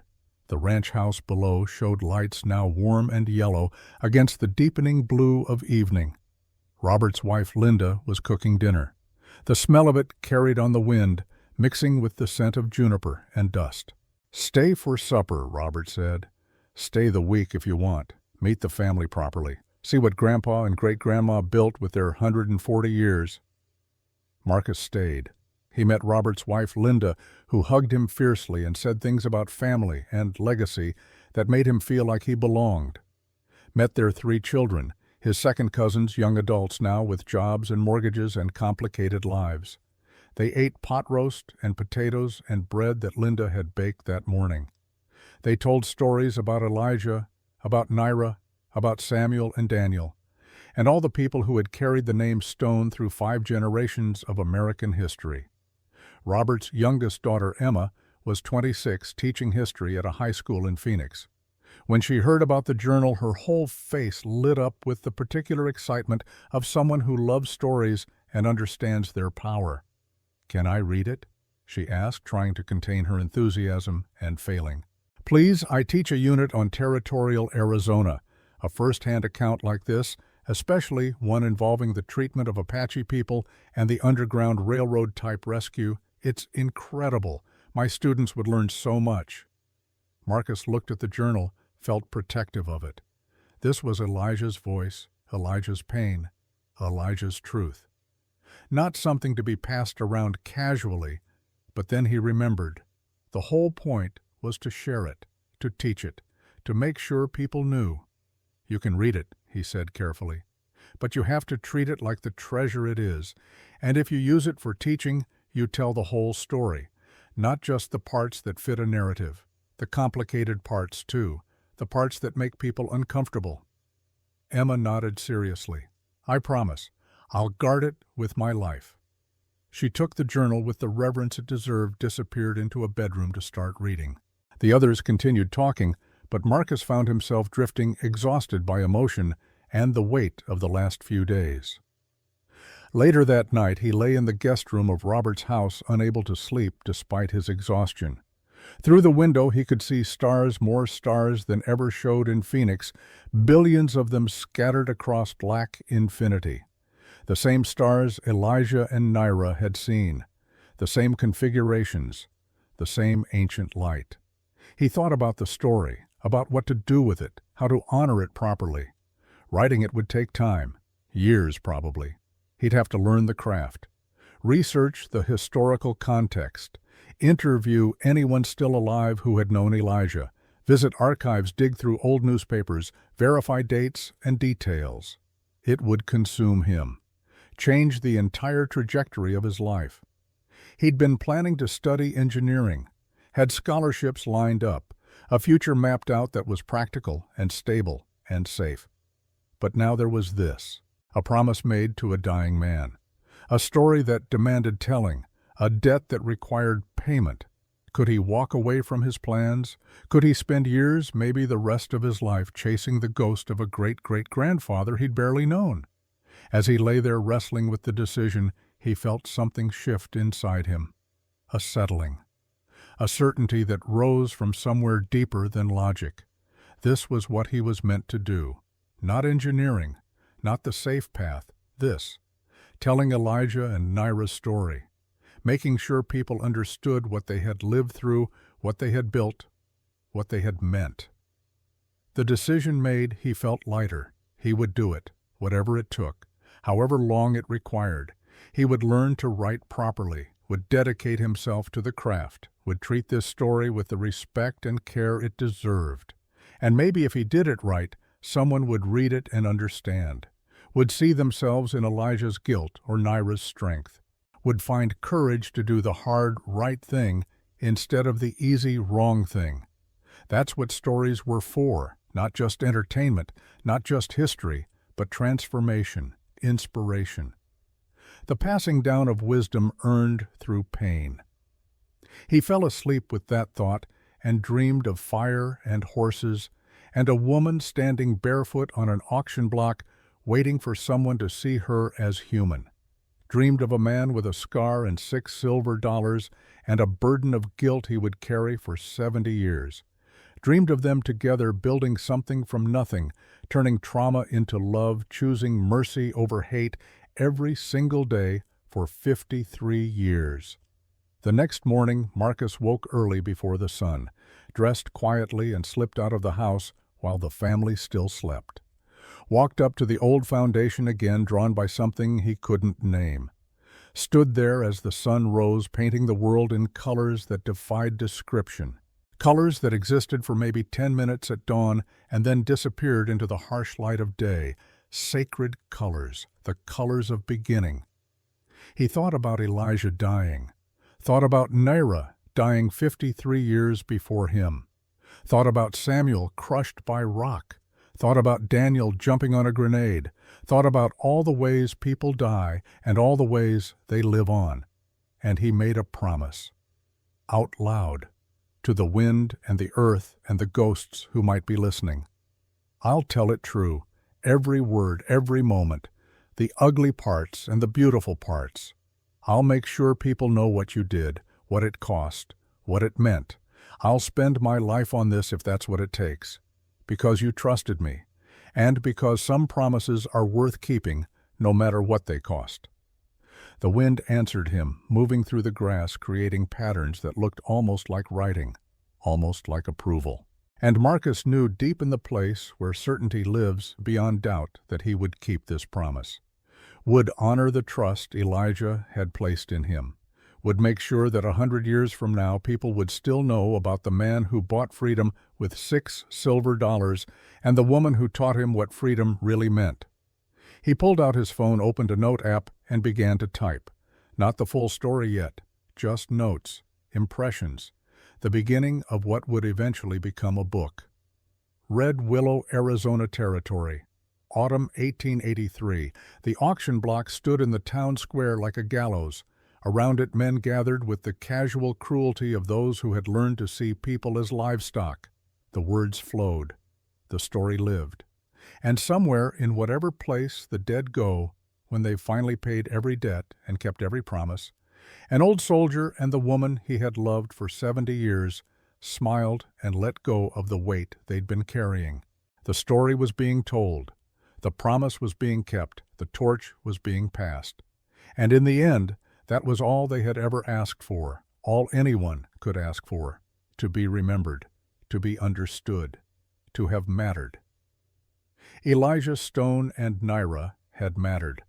For 140 years they had mattered. And now, through Marcus, through the words he would spend his life crafting, they would continue to matter, would continue to teach, would continue to remind people what freedom costs and why it's worth every penny of that terrible price. The sun climbed higher, the day began, and Marcus Stone, 18 years old, standing on ground his ancestors had defended with blood and tears and stubborn refusal to give up, started the work that would define the rest of his life, the work of remembering, the work of honoring, the work of keeping promises to the dead by telling their truth to the living. It was holy work, hard work, the kind of work that breaks some people. But Marcus didn't break. He had Naira's strength in his blood, Elijah's stubbornness, Samuel's sense of justice, Daniel's courage. He had enough. He would be enough. The story would be told. And in the telling, perhaps others would find the courage to tell their own stories, to speak their own truths, to remember that freedom isn't free, but it's always, always worth the cost. 5 years passed like water through cupped hands, fast but measured, leaving marks. Marcus was 23 now, sitting in a small apartment in Tucson, with 3 years of college behind him and a manuscript spread across every available surface. Pages everywhere, notes pinned to walls, timeline charts covering the kitchenette, photographs, some original, most copies from archives, creating a visual map of lives lived long before he was born. His degree was in history now, not engineering. That decision made in a guest room 5 years ago had shaped everything that came after. His parents had been confused at first, then worried, then eventually accepting when they saw the fire in him, the sense of purpose that most 23-year-olds spent years searching for and never found.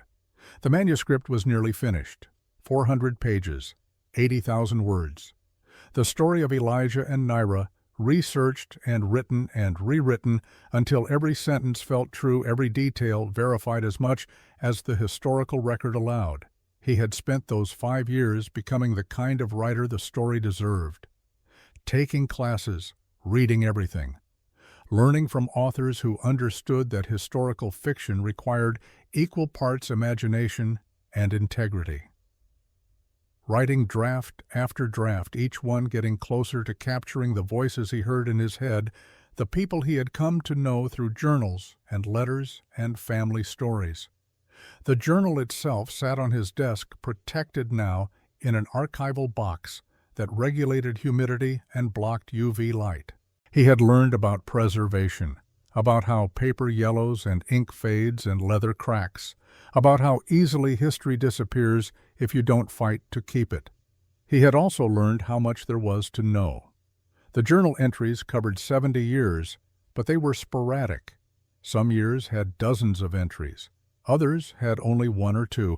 Whole stretches of time existed in the spaces between words in the silence where Elijah either had nothing to say or couldn't bear to say it. So Marcus had filled those gaps with research. He had read everything he could find about Arizona Territory in the 1880s, about the treatment of Apache people, about homestead law and territorial courts, and the price of cattle and coffee and nails, about what life actually looked like for people trying to build something in a place that seemed designed to break them. He had visited Red Willow a dozen times, walking the streets that Elijah had walked, standing where the auction block had been, though it was long gone now, replaced by a parking lot and a convenience store that sold lottery tickets and energy drinks. He had gone to the Territorial Archives in Phoenix, spent weeks reading through old newspapers on microfilm until his eyes burned.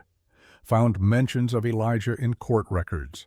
Found the warrant issued for Victor Grimshaw's arrest in November 1883, though Grimshaw himself had disappeared before Marshal Dalton could serve it.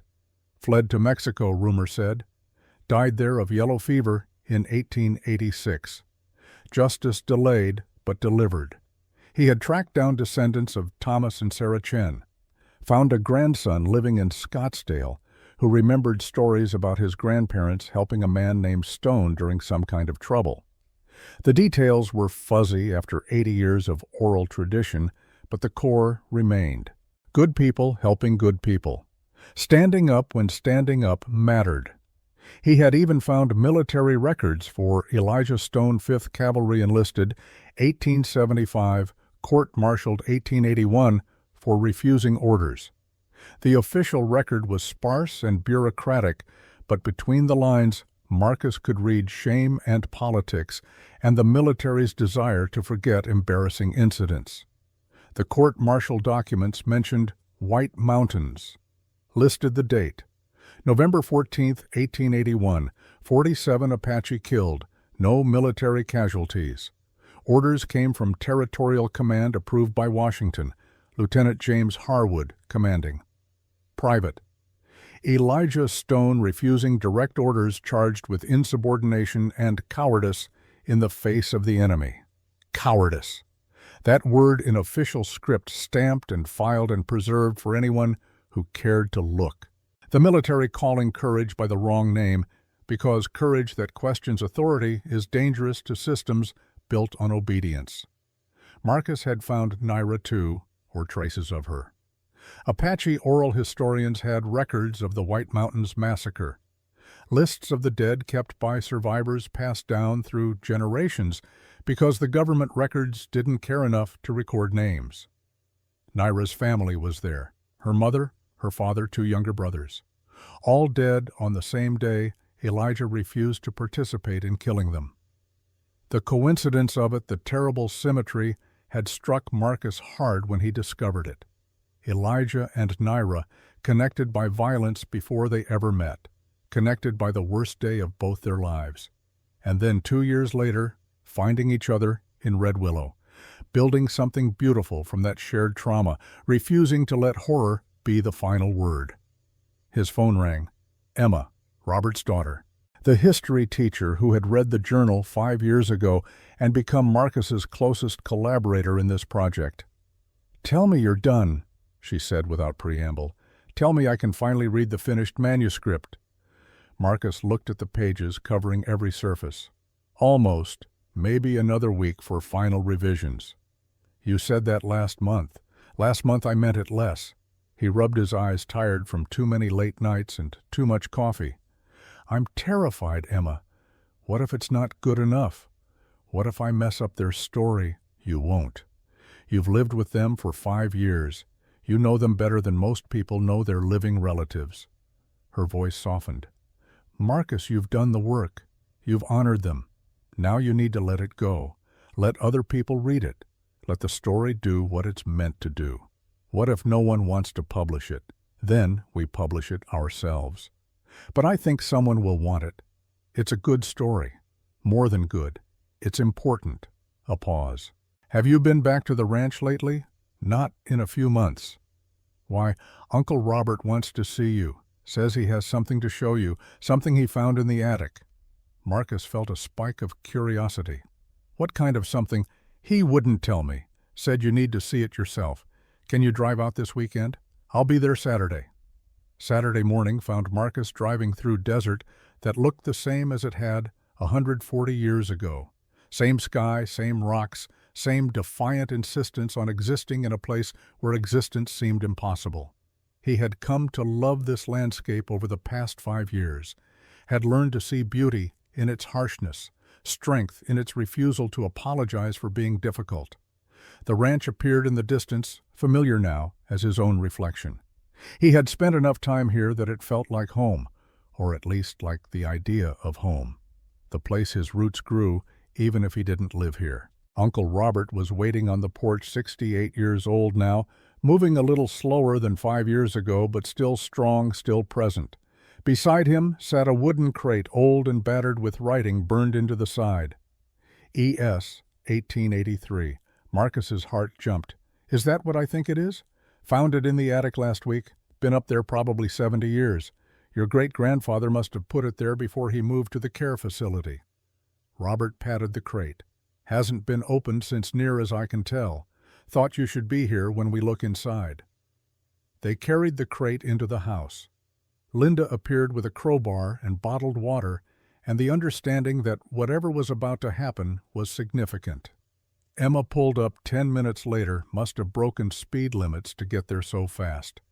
The 4 of them gathered around the kitchen table. Robert worked the crowbar carefully, not wanting to damage whatever was inside. The nails gave reluctantly, squealing their protest after decades of holding firm. The lid came free. Inside, wrapped in oilcloth that had preserved them from dust and time, were pieces of a life. Robert lifted out the first item. A photograph, sepia-toned, mounted on cardboard. A woman and a man standing in front of a wooden cabin. The man was maybe 40, wearing work clothes, one hand resting on a fence post. The woman beside him was younger, mid-30s, wearing a simple dress, her long dark hair braided. Both of them looked directly at the camera with expressions that were serious but not unhappy. The kind of seriousness that came from understanding that photographs were expensive and rare and needed to be treated accordingly. On the back, in handwriting, Marcus recognized from the journal Naira and I, 1893, 10 years married. Emma made a sound, half gasp, half sob. "That's them. That's actually them." Marcus took the photograph with trembling hands. After 5 years of imagining their faces, constructing them from descriptions and guesses, here they were. Real. Actual. Looking back at him across 130 years. Naira was beautiful. Not in the conventional way that photographs usually captured, but in the way that strength becomes beauty when you know how to see it. High cheekbones, dark eyes that seemed to look through the camera into some middle-distance mouth set in a line that suggested she smiled rarely, but meant it when she did. Elijah beside her looked exactly like Marcus had imagined.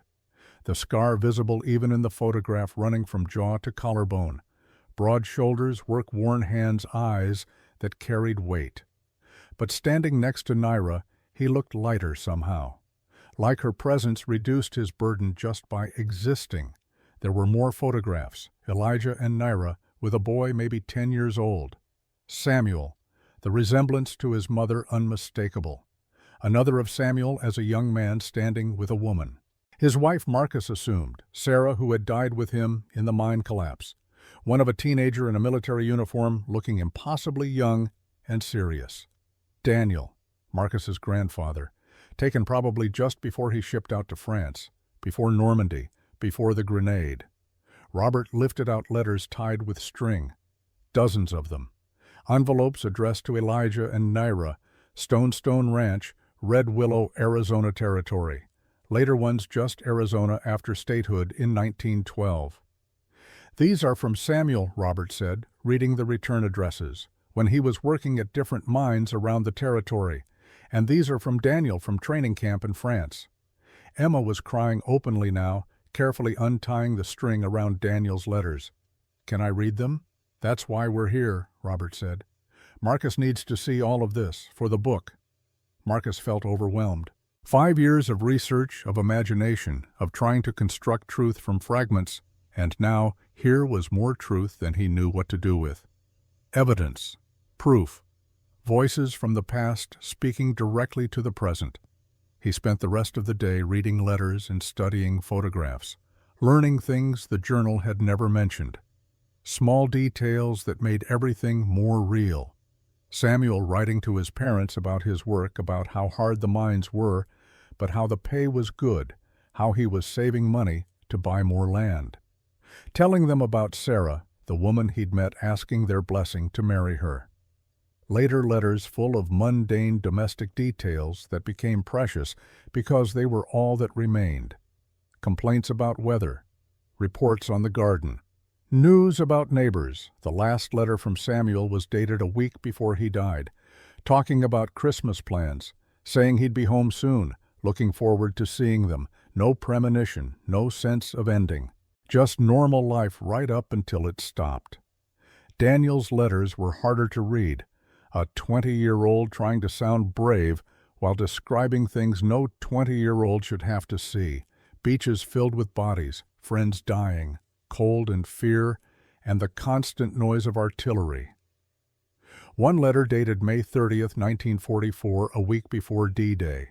Though Daniel couldn't say that, couldn't tell them what was coming, I think about the ranch a lot. About sitting on the porch watching the sun go down. About the smell of Grandma's bread baking. About Grandpa's stories, the way he'd sit quiet for long stretches and then say something so true you'd carry it with you forever. If I don't make it back, tell him I understood. Tell him I knew what he was teaching me all those years. About standing up, about doing right, even when it costs everything. About how freedom isn't free, but it's worth the price. Tell him I tried to live that way. Tell him I hope I made him proud. Marcus had to stop reading, had to walk outside and stand in the Arizona sun and breathe until the tightness in his chest eased. Robert followed him out, said nothing, just stood beside him in that companionable silence that ran in the family. "He never got that message," Marcus said finally. "Grandpa Elijah, Daniel was killed before this letter even arrived." "No," Robert said. "But he knew anyway. That's what makes it tragic and beautiful at the same time. He knew he'd taught Daniel something that mattered, knew Daniel would use it when the time came, and Daniel did. He jumped on that grenade, saved 5 men, lived what Grandpa Elijah had taught him about sacrifice." They stood there watching vultures circle, watching clouds build over distant mountains, watching the land do what it always did, persist, endure, outlast. "The book," Robert said. "When you publish it, I want you to include these letters, the photographs, all of it. Make it complete." "Are you sure they're family documents, private?" "They were private, now they're history. There's a difference." Robert turned to face him. "You know what I realized reading those letters? Our family, your blood, it's not special because of anything genetic or magical. It's special because of choice. Elijah chose to stand up at White Mountains. chose to buy Naira's freedom, chose every day for 70 years to live with integrity even when it was hard. Naira chose to forgive, chose to build a life with the man who was there when her family died. Samuel chose to work himself to death providing for his family. Daniel chose to jump on that grenade. He gripped Marcus's shoulder. And you're choosing to tell their story, to make sure people know. That's the legacy, not blood choice. And I think the world needs to understand that, needs to see that ordinary people making hard choices, that's what changes things. That's what matters. Marcus nodded, not trusting his voice. They went back inside, spent the rest of the afternoon going through everything in the crate.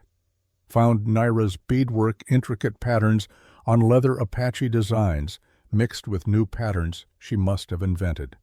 Found Elijah's discharge papers from the cavalry, the word dishonorable stamped across the top. Found receipts and deeds and mundane records of a life lived. At the bottom of the crate, wrapped in cloth that had once been white but had yellowed to cream, was a small wooden box. Inside it, 6 silver dollars, tarnished now but still intact. A note in Elijah's handwriting, "The price of freedom. Keep these. Remember what they bought. Remember what it cost. Remember it was worth it." Marcus held the coins, felt their weight. These exact coins had purchased Naira's freedom in 1883, had changed everything, had made Samuel possible, had made Daniel possible, had made Robert and Emma and Marcus himself possible. 6 silver dollars, 140 years ago. And here they still were, still teaching, still reminding. Emma took photographs of everything. Marcus took notes. Robert told stories his grandfather had told him, filling in gaps, adding context, making the past feel present. By the time Marcus drove back to Tucson that evening, the sun setting behind him, he felt different. Lighter, but also heavier. The weight of responsibility mixed with the lightness of having more truth to work with.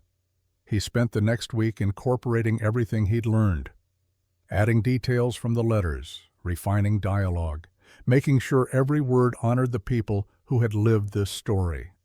And then, on a Thursday afternoon in late November, 5 years almost to the day since Elijah had died, Marcus typed the final sentence. And in the end, that was all they had ever asked for, all anyone could ask for, to be remembered, to be understood, to have mattered.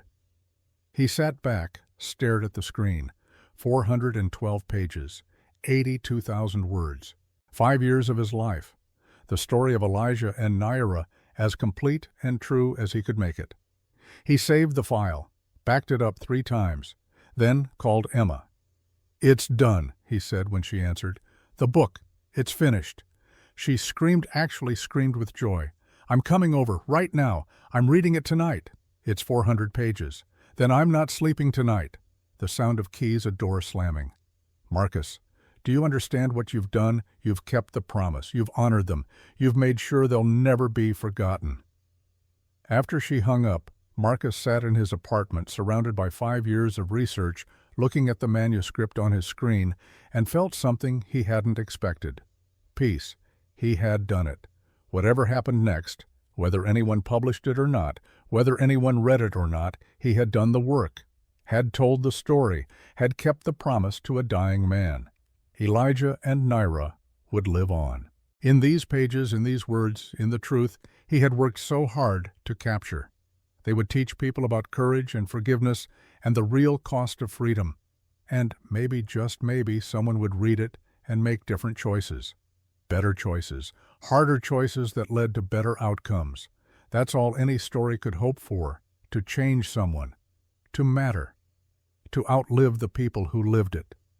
Marcus closed his laptop. Tomorrow he would start querying agents, would begin the next phase of turning a manuscript into a book, a private story into a public one. But tonight he would rest, would sit in the knowledge that he had honored his great-great-grandfather's faith in him, had proven worthy of the trust placed in an 18-year-old kid 5 years ago. Outside his window, stars appeared one by one, the same stars that had watched Elijah and Naira build a life from ashes. The same ancient light traveling across centuries, connecting past and present in ways that defied understanding. Marcus raised a glass of water toward the sky, a toast to people who couldn't see it but might somehow feel it. "I did it," he whispered. "I told your story. Thank you for trusting me with it." The stars offered no answer. But somewhere in whatever place the honored dead go to rest, maybe an old soldier and the woman he had loved smiled and finally truly let go of the last weight they carried. The story was told. The promise was kept. The work was done. And in a small apartment in Tucson, a 23-year-old man who carried their blood and their legacy closed his eyes and slept the sleep of those who have completed something that mattered. 3 years later, Marcus was 26. The book sat on the table between them, hardcover, with a dust jacket that showed the auction block photograph Marcus had found in territorial archives. Not Naira specifically, the image was from 1885, 2 years after her auction, but it captured the essence. A woman standing on wooden planks, men gathered below, the casual commerce of human suffering. The title in simple letters, $6 silver, the price of freedom in territorial Arizona. Below that smaller, by Marcus Stone. The publisher was a university press, not one of the big New York houses that had all passed on it. Too regional, they said, too niche. Historical narratives about unknown people didn't sell unless there was a hook, a celebrity connection, something to make it marketable. But University of Arizona Press had understood, had seen the value beyond profit margins, had worked with Marcus for 2 years, editing and fact-checking and designing a book that honored the story it told. It had been out for 6 months now, sold modestly, maybe 3,000 copies, most of them in Arizona and New Mexico. Not a bestseller, not even close. But it was being read. It was being taught. Emma used it in her classroom. Other teachers had started requesting review copies. Libraries were ordering it.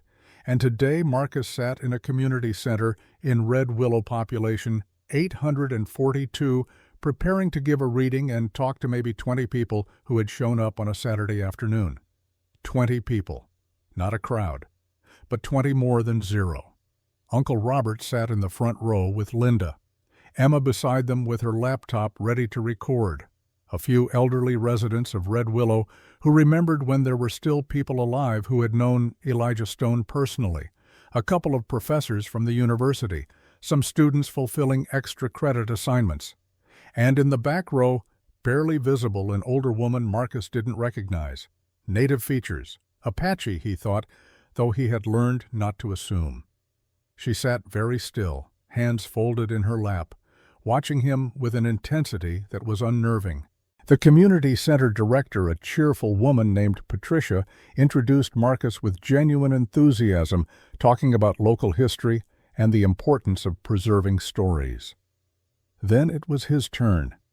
He stood behind the podium, opened the book to a passage he had marked, and began to read. The auction scene. Naira on the platform. Elijah stepping forward with $6 silver.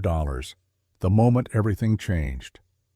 His voice was steady, practiced from a dozen smaller readings at bookstores and libraries.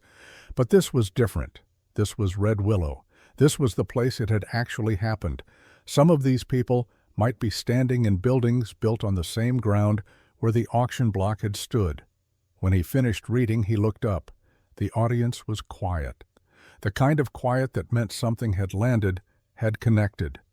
He talked for 20 minutes about the research process, about finding Elijah's journal, about the letters and photographs, about the responsibility of telling someone else's story, especially when that story involved trauma and injustice and events most people wanted to forget. History isn't just dates and battles, he said. It's people, individual human beings making choices in impossible circumstances. Elijah Stone wasn't a hero in the traditional sense. He was a man carrying guilt who saw one chance to do something right and took it. Naira wasn't a victim to be saved. She was a survivor who chose to build a life with the man who bought her freedom, even knowing he'd been present when her family was killed. He paused, looked at the faces watching him. That complexity, that messiness that's real. That's human.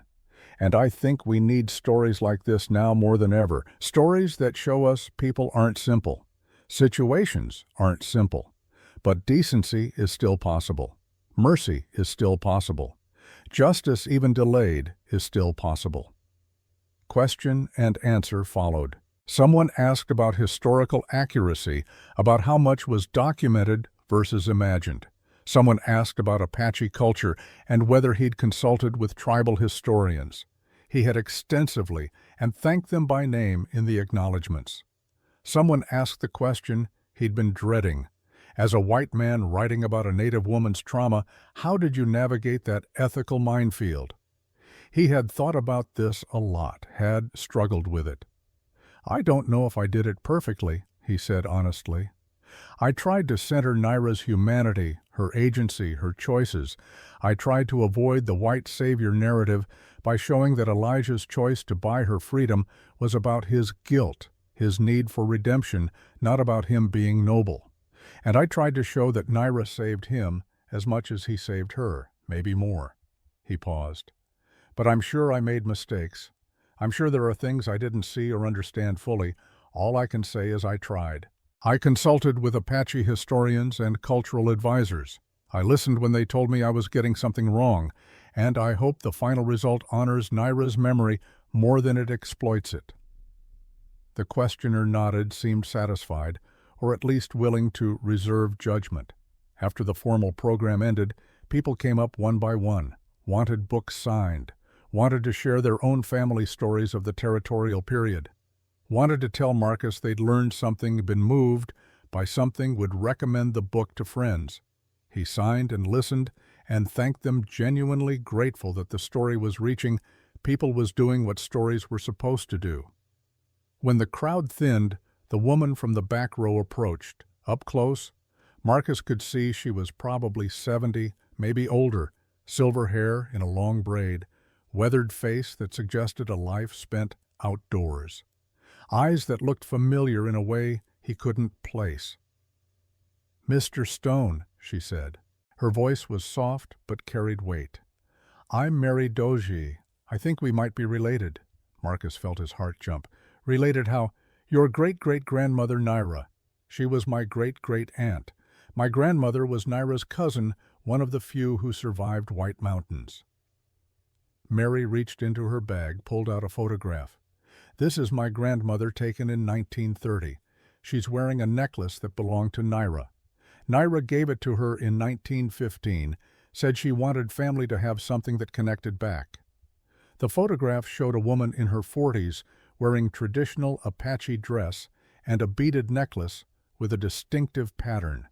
Marcus had seen that pattern before, in the crate from the attic, in Naira's beadwork. "I didn't know," Marcus said, stunned. "I tried to find descendants, but the records are so incomplete. The government didn't keep good documentation of Apache families.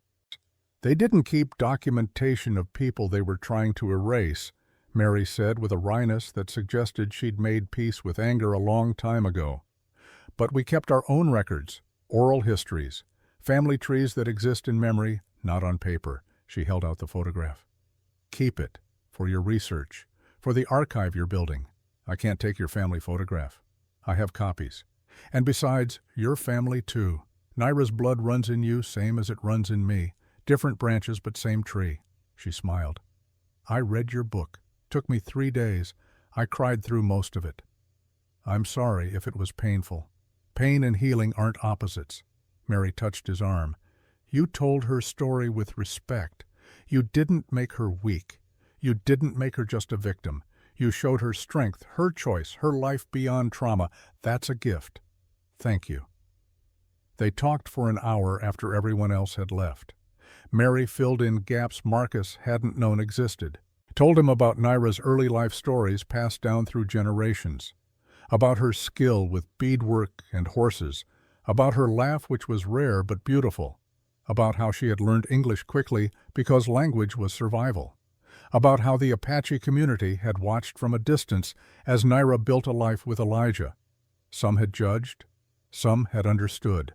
Most had simply been glad she survived when so many hadn't. "Did she maintain connection with Apache people?" Marcus asked. "The book doesn't cover that much. I didn't have documentation. Some. It was complicated. Being married to a white man living on a ranch speaking English, most of the time it created distance, but she never forgot who she was. She taught Samuel some Apache, though he never spoke it fluently. And when Apache people needed help, a place to stay, food work, the Stone Ranch was known as a safe place. Elijah and Naira helped people quietly, didn't advertise it, just did it." Marcus thought about that, about layers to the story he'd never uncovered, about how much remained hidden even after years of research. "Would you be willing to talk more?" he asked. "I'd like to document what you know, for the historical record, for future editions of the book." Mary nodded. "I'd like that. But more than that, I'd like you to meet others. There's a gathering next month, Apache families from across Arizona.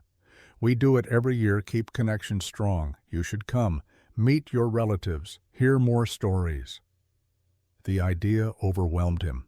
Extended family he hadn't known existed, connections stretching back through Naira to generations before, to a people and a culture that had survived attempted genocide and continued, persisted, endured. "I'd be honored," he said. Mary squeezed his hand. "Good. We'll see you then." After she left, Marcus stood alone in the empty community center.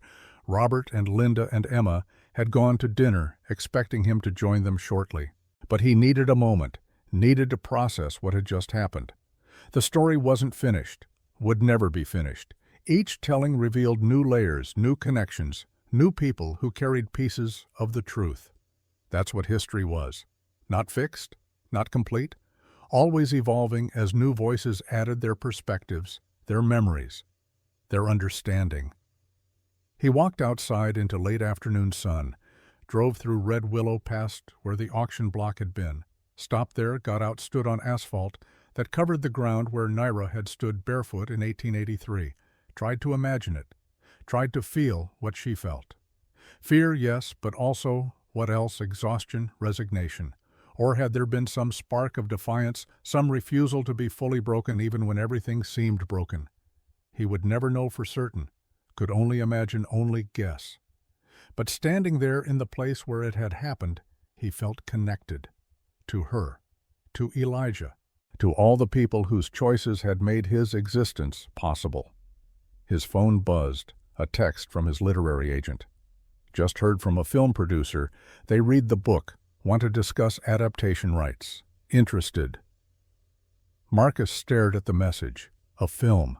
The story on screen. Reaching thousands, maybe millions instead of thousands.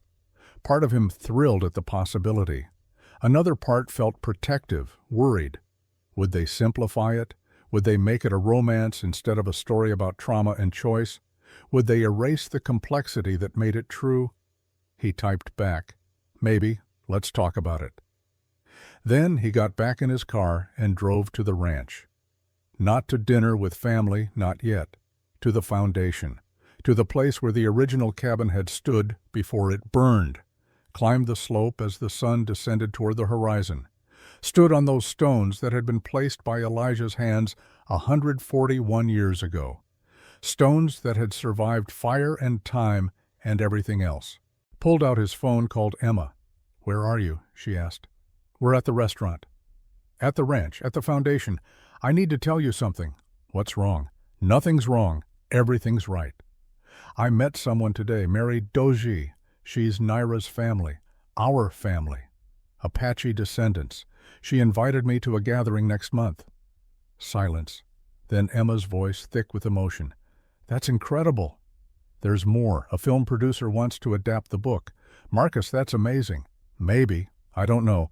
I need to think about it. Need to make sure if it happens right." He looked at the horizon, at colors that reminded him of fire and blood and hope. "But standing here right now, I feel like I've completed something. Like Grandpa Elijah's promise is kept. The story is out there. People are reading it. People are learning from it. And now there's family, real family, who want to connect. "Come to dinner," Emma said gently.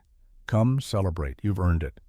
He went, sat with Robert and Linda and Emma in a diner that served mediocre food with generous portions, told them about Mary, about the gathering, about the film producer.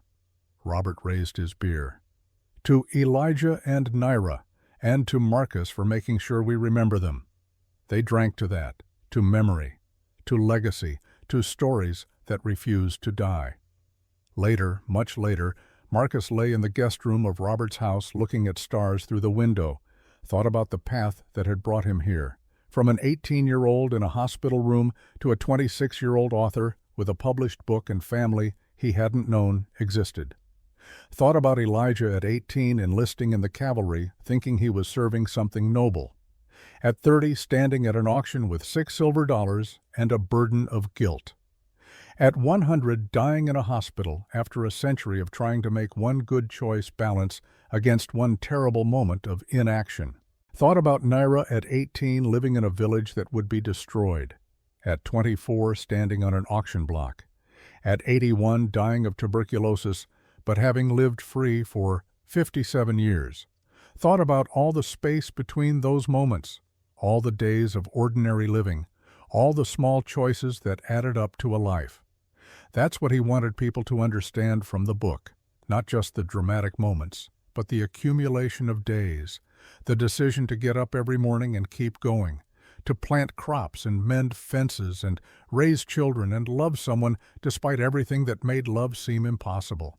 That was the real courage, not the one night of fire, but the 53 years after, the choosing each other every day, the building something beautiful from something broken. His phone lit up with an email from a high school teacher in Ohio who had assigned the book to her students. She attached a photo. 30 teenagers holding copies, diverse faces, different backgrounds, united by this story about people they'd never heard of who lived 140 years ago in a place most of them would never visit. The teacher wrote, "One of my students, a young Apache girl, came to me after finishing the book. She said it was the first time she'd read a story in school that showed her ancestors as real people, not stereotypes or victims. She said it made her proud. Thank you for that." Marcus read it twice, felt tears he didn't try to stop. This was why. This was the point. Not sales numbers or reviews or film deals. This, one girl seeing herself in history, seeing her ancestors honored, feeling proud. He forwarded the email to Robert, to Emma, to Mary Duchy, whose number he'd gotten before she left. Mary responded immediately, "This is how healing happens, one story at a time, one person at a time. You're doing good work, nephew." Nephew. The word hit him hard. He had a family. Not just Robert and Emma, but a whole network of relatives connected through Naira, through her survival, through her choice to live and love and build despite everything. He fell asleep thinking about the gathering next month, about meeting people who carried the same blood, the same history, the same responsibility to remember, and he dreamed, as he often did now, of a cabin that no longer existed, of two people sitting on a porch watching the sun set, of conversations without words, of love that looked like work, and work that looked like love, and the quiet satisfaction of having survived another day together. In the dream, Elijah turned to him and smiled. Rare expression, valuable because it was rare. "You did good, boy, told it true. That's all I asked." Naira beside him, her hand in his, nodded once. "Story lives. We live. Thank you." Then they turned back to the sunset, and Marcus woke to Arizona dawn, to light that looked exactly like the light that had illuminated them, to a day that stretched ahead, full of possibility. The story was told. But stories never really end. They ripple outward, touching people in ways the teller can never fully know or predict. Somewhere in Ohio, a girl was reading about Naira and seeing herself differently. Somewhere in Red Willow, an old woman named Mary was smiling, knowing her aunt's memory was honored.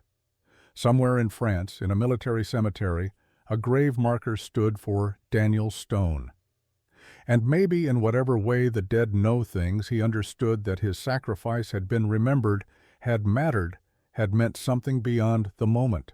Somewhere in a cemetery outside Red Willow, two graves side by side held the remains of Elijah and Nyra Stone. Together again after 14 years apart. Together forever in memory and stone and story. And in a guest room in a ranch house built on land, they had defended Marcus Stone, 26 years old, keeper of promises, teller of truths, carrier of legacy, woke to another day of living the story that had been passed down to him. Not finished, never finished, but continued, honored, kept alive through the most powerful magic humans have ever discovered, the magic of telling, of listening, of remembering, the magic of refusing to let the dead be forgotten or the lessons they taught be wasted, the magic of $6 silver that bought freedom and started a story that was still being told 141 years later, and would be told if Marcus and people like him had anything to say about it for 141 more. Because some stories demand to be eternal, some voices refuse to be silenced, some loves transcend death and time and everything else that tries to erase them. This was one of those stories. And Marcus Stone, great-great-grandson of Elijah and Nyra, was making sure it would never die, not while he lived, not while anyone who heard it lived, not ever. That was the promise, that was the price, that was the point. And standing at his window watching the sun rise over Stoneland, Marcus understood completely why Elijah had spent 100 years paying it. Some debts are worth carrying, some promises are worth keeping, some stories are worth telling, no matter how long it takes or how much it costs. This was one of them. And the telling would continue.